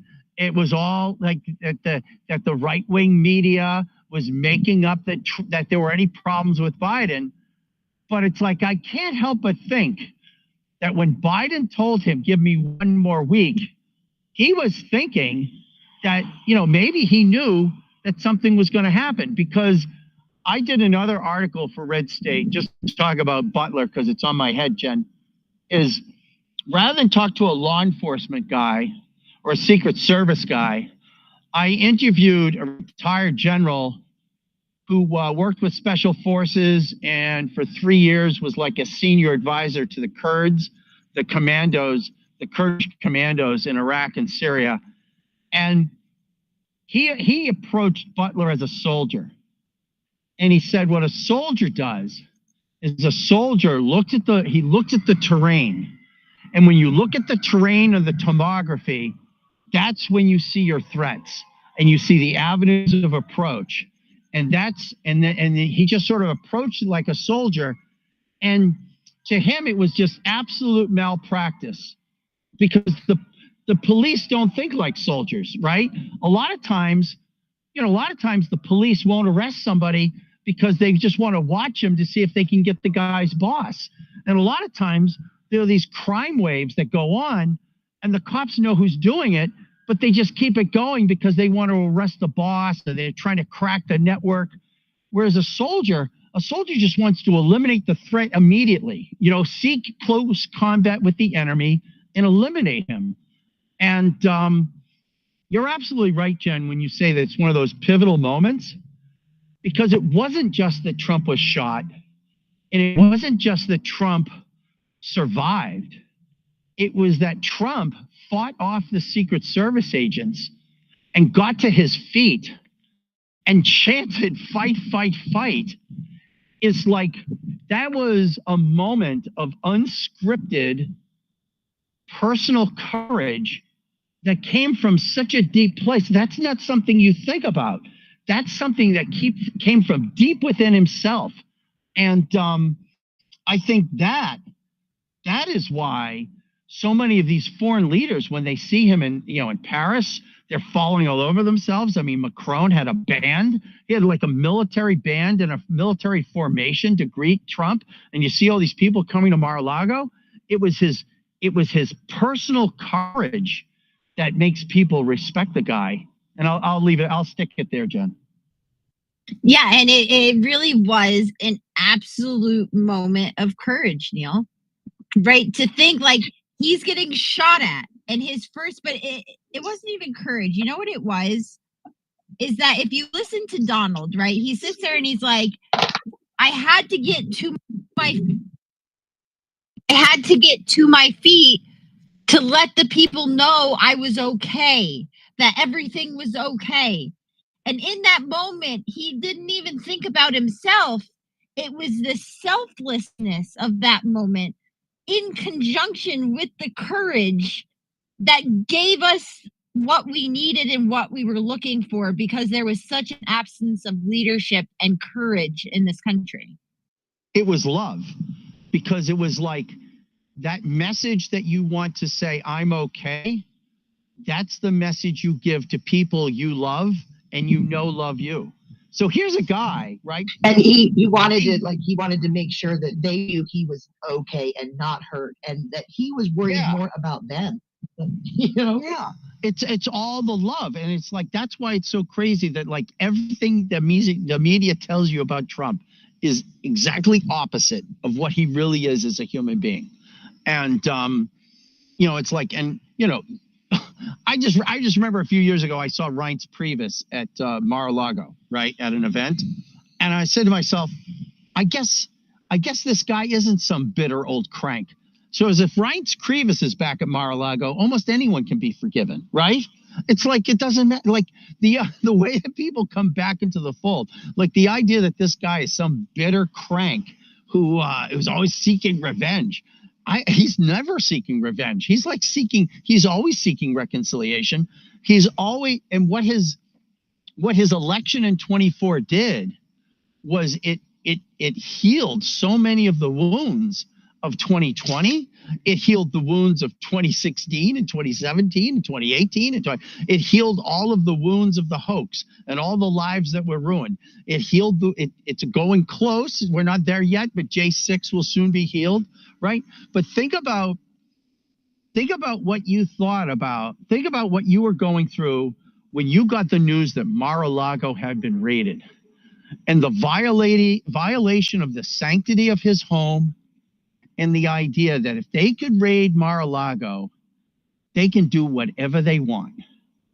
And it's like, can we ever stop them? It's amazing how we've come so far from that crazy night. Well, and it's so nice to have a president that loves us back in office. It really makes a difference. And he was the first one since Reagan, really, if you want to get down to brass tacks. And so we got a taste of that. And then we had a president that absolutely despised everything like every part of Americans. And then to get, our president back and know that he loves us so much that he was willing to stand up and stick his head out just so that we would know he's okay. Yeah, 1,000%. I mean, it's just, I think that there's like history before and history after Butler. And I think that because of Butler, the president has taken he has a fuller comprehension of his life and his mission and the time he has left. And he is playing with house money. And he understands that, there's a shelf life to this thing. And he knows he could have been called home to his reward that minute. And so now I think that he is absolutely motivated and committed to being that instrument of the Lord that he's talked about.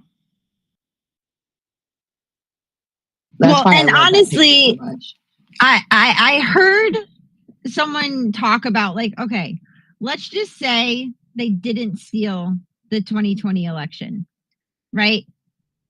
Would we have ever found out all of the shit that we found out the past 4 years?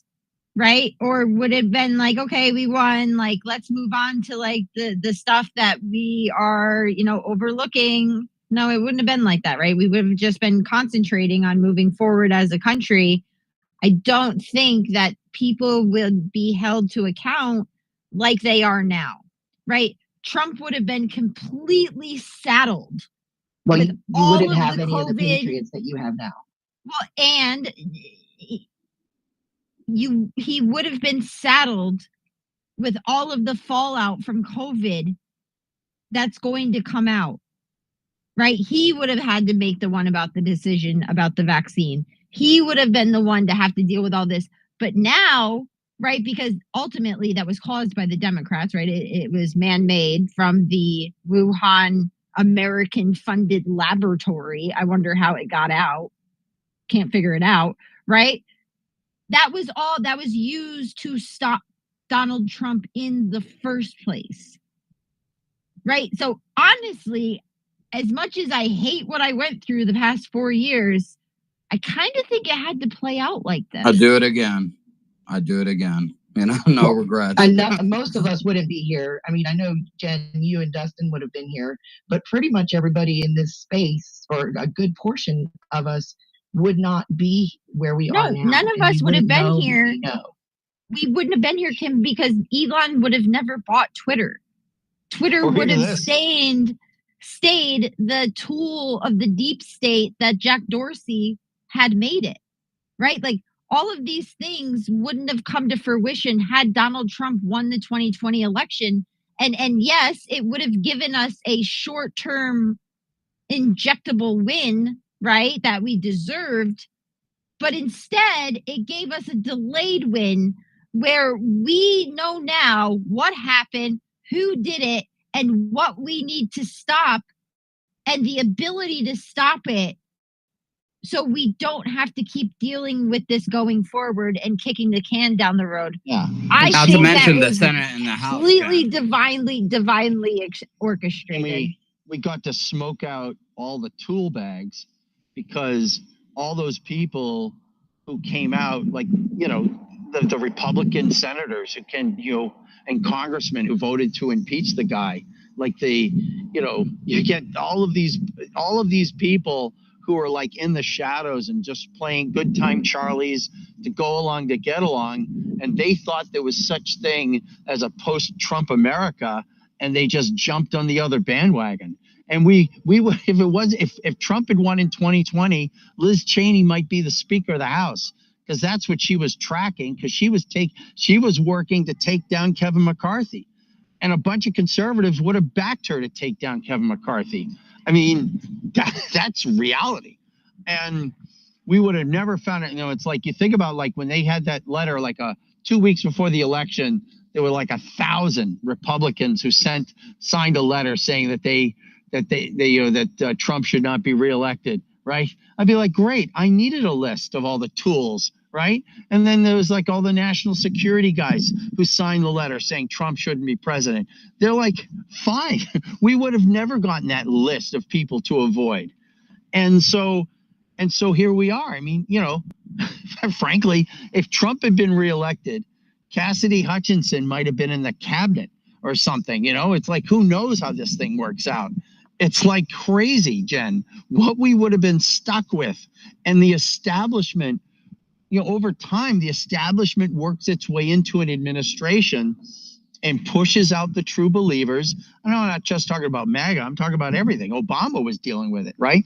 The crew that was running Obama's White House in year 8 was markedly different from the crew that was running the Obama White House in year 1. It's just over the passage of time, the Washington establishment just sort of worms its way in. And we avoided that too, Jen. Yeah, and I mean, that's how they have kept their power, Neil, like this whole time, right? Is that they didn't need to win every election, right? They just needed people within the system that did their bidding, that carried their water, right? And they had to be in key positions, right? Because there's some positions that don't matter. Honestly, you could put a freaking retard in there and no one would know the difference, right? But there are key positions that actually make a huge difference. And what the establishment did is they just kept getting their people into those key positions. So even if their guy wasn't heading, you know, the company or the presidency or whatever, they were still able to mold and manipulate the person who was sitting there, because they didn't know how deep the swamp actually went, right? And the difference between leaders and followers, right? The difference between great leaders and just mediocre leaders is and people who want to change shit, right? Is the fact when you're presented with a total upheaval like we have just been presented with, right? That's why the deep state's in a free fall. That's why all these things are in a free fall. It's what you do with what was given to you. And I think that's how we are going to be judged by all of this, right?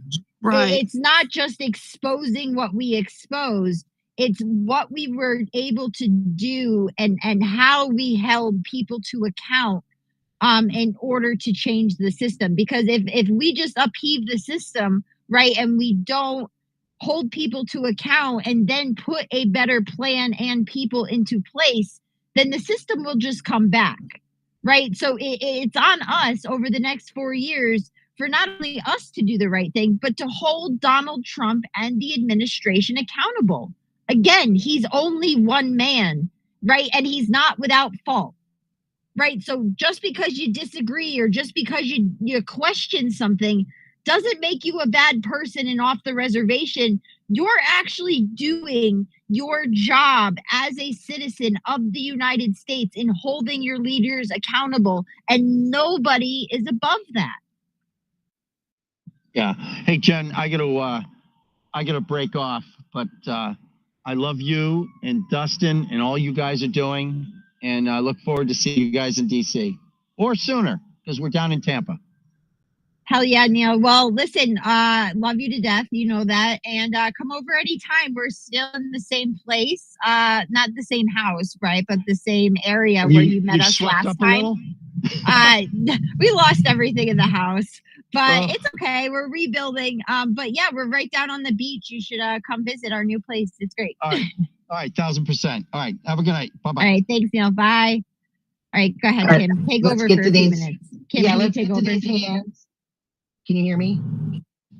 Yeah. Also, I want to make some announcements real quick. Kind of reset. We're going to go till about 7. Unfortunately, we're going to lose the live streams in about 5 minutes or so. But we thank all the people that were listening on Kick, QUX, Rumble, and X live stream. I'm sure I forgot one of them.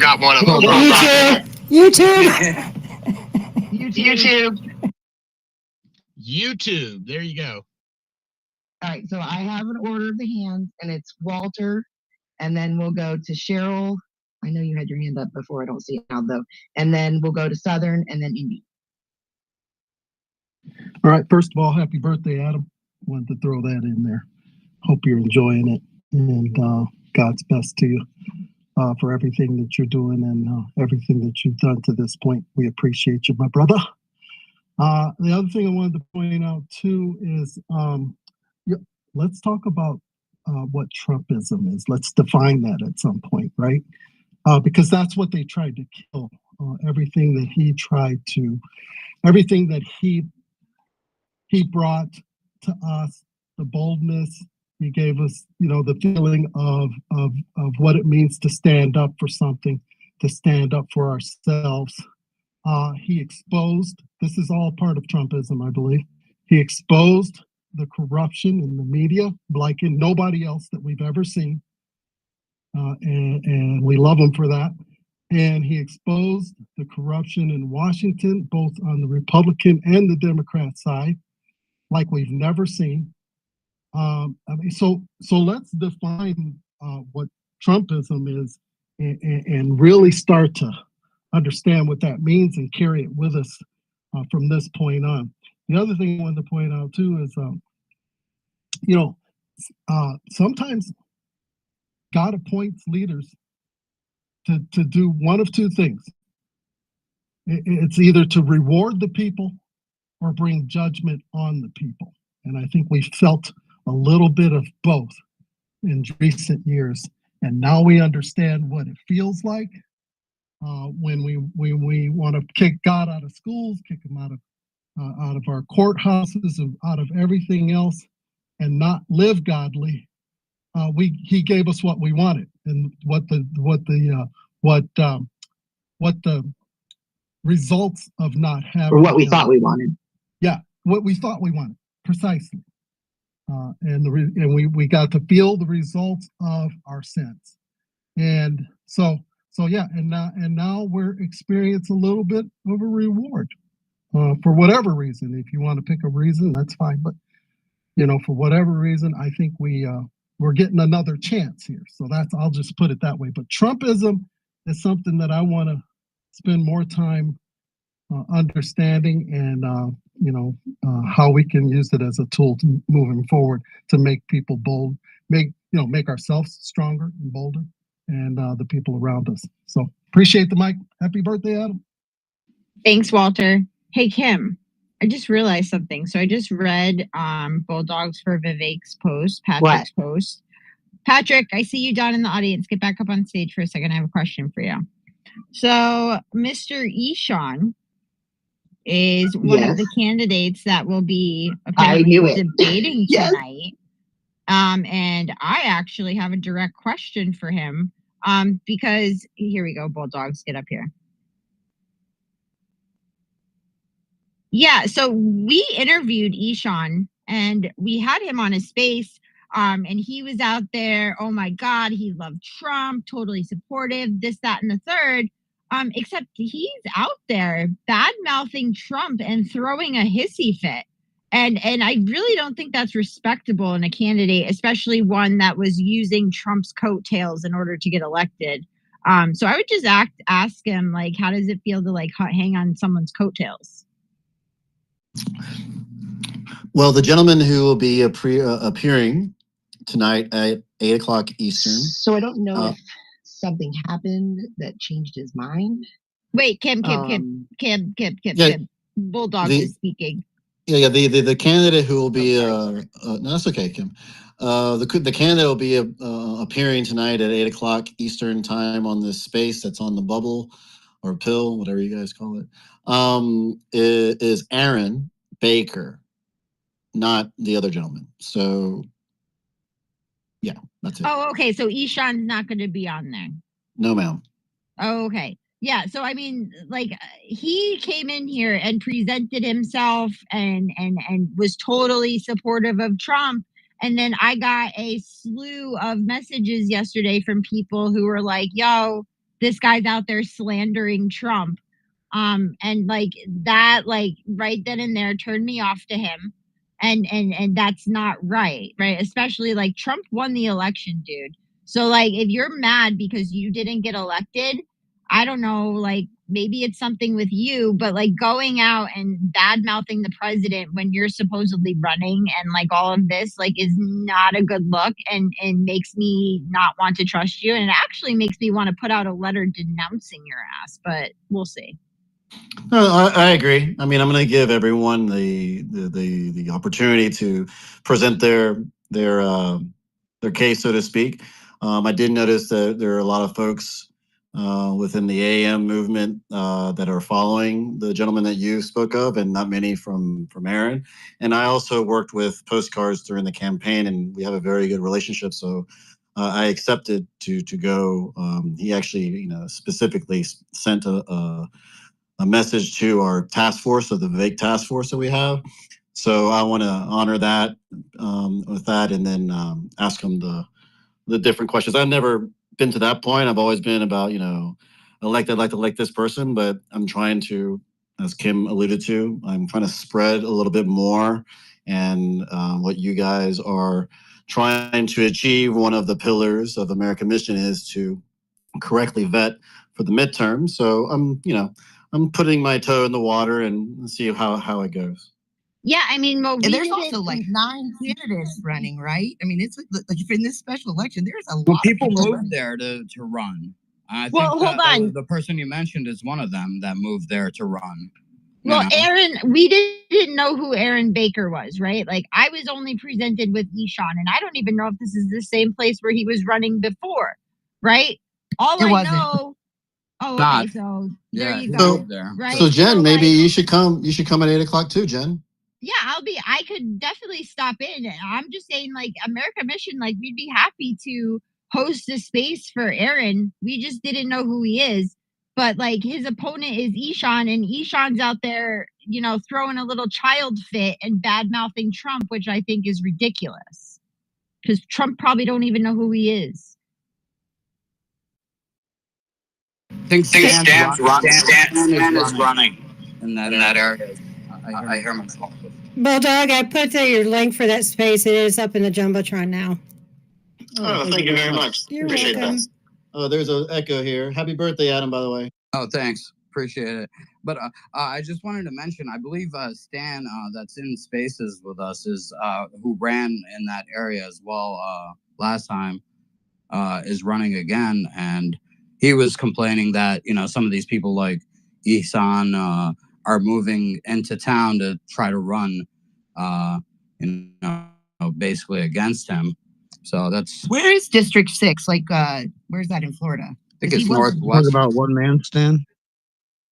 Yeah, one man stand. Yeah, exactly. Yeah, y'all should definitely back him. They've been attacking him for like 3 years. Yeah, they have been going after him hard for like a couple of years, definitely. Okay, so this is completely different than what Ishan like presented himself last time. So he ran in Tampa, District 14, which is partly Hillsborough County, partly Pinellas County. Which is the district in question with Rocky. Right. Then this is District 6, which so then, I'm not sure.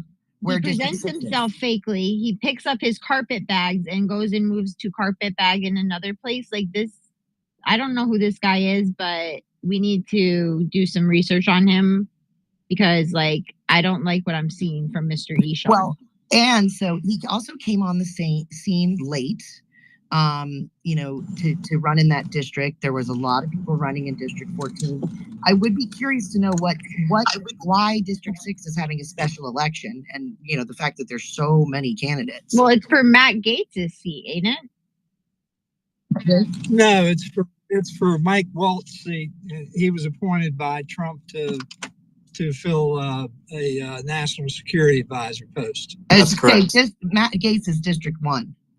Yeah, and Matt Gaetz' seats is going to have another special election. And the only thing I'm getting ready to go into mass here. I just want to say that it's not nice to make fun of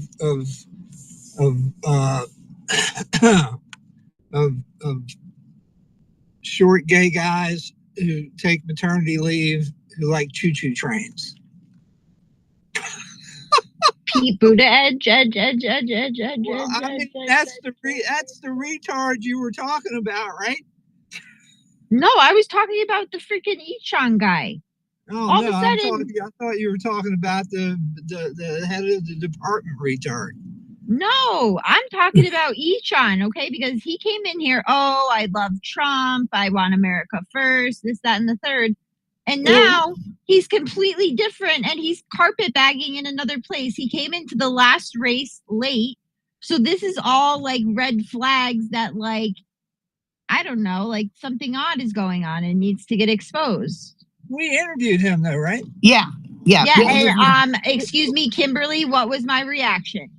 He's boring. She said he was boring. And don't we have? I vaguely remember, but can somebody find it and put it in Teams or something?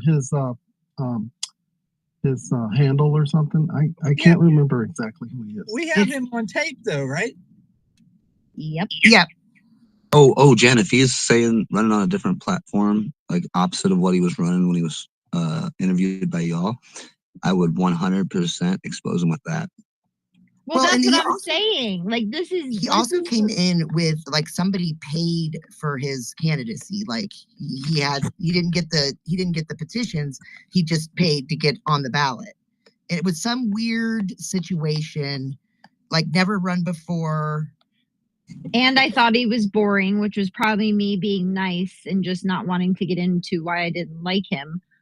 Boring is usually my go-to because he was boring, I remember, right? But like, this is part of holding like people accountable, right? So if this guy came to our space and presented himself as like America first, loves Donald Trump, wants to support his agenda, and now all of a sudden he's carpetbagging, right? He left his race, goes to the North Florida race, and is attacking Donald Trump and is attacking people who are pro his agenda, right? And supportive.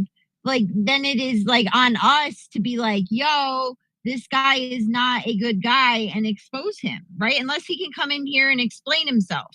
But like, he kind of explained himself in his own X post. Well, to be fair, we did interview him after the one that wanted to round up all of the illegal immigrants and pew them. Yeah. What was his name? I forget. You guys never met him. Well, if he's doing that though, if he's attacking Trump, don't give him the chance to double speak. Just get it exposed. Oh, trust me, Jen's not going to let him freaking get away with shit. I'm sorry to interject, and I know it's a cardinal sin, putting something in the Jumbotron without asking permission, but I did so anyways. It's the map of the Florida District 6 and the surrounding areas if anyone want to check it out.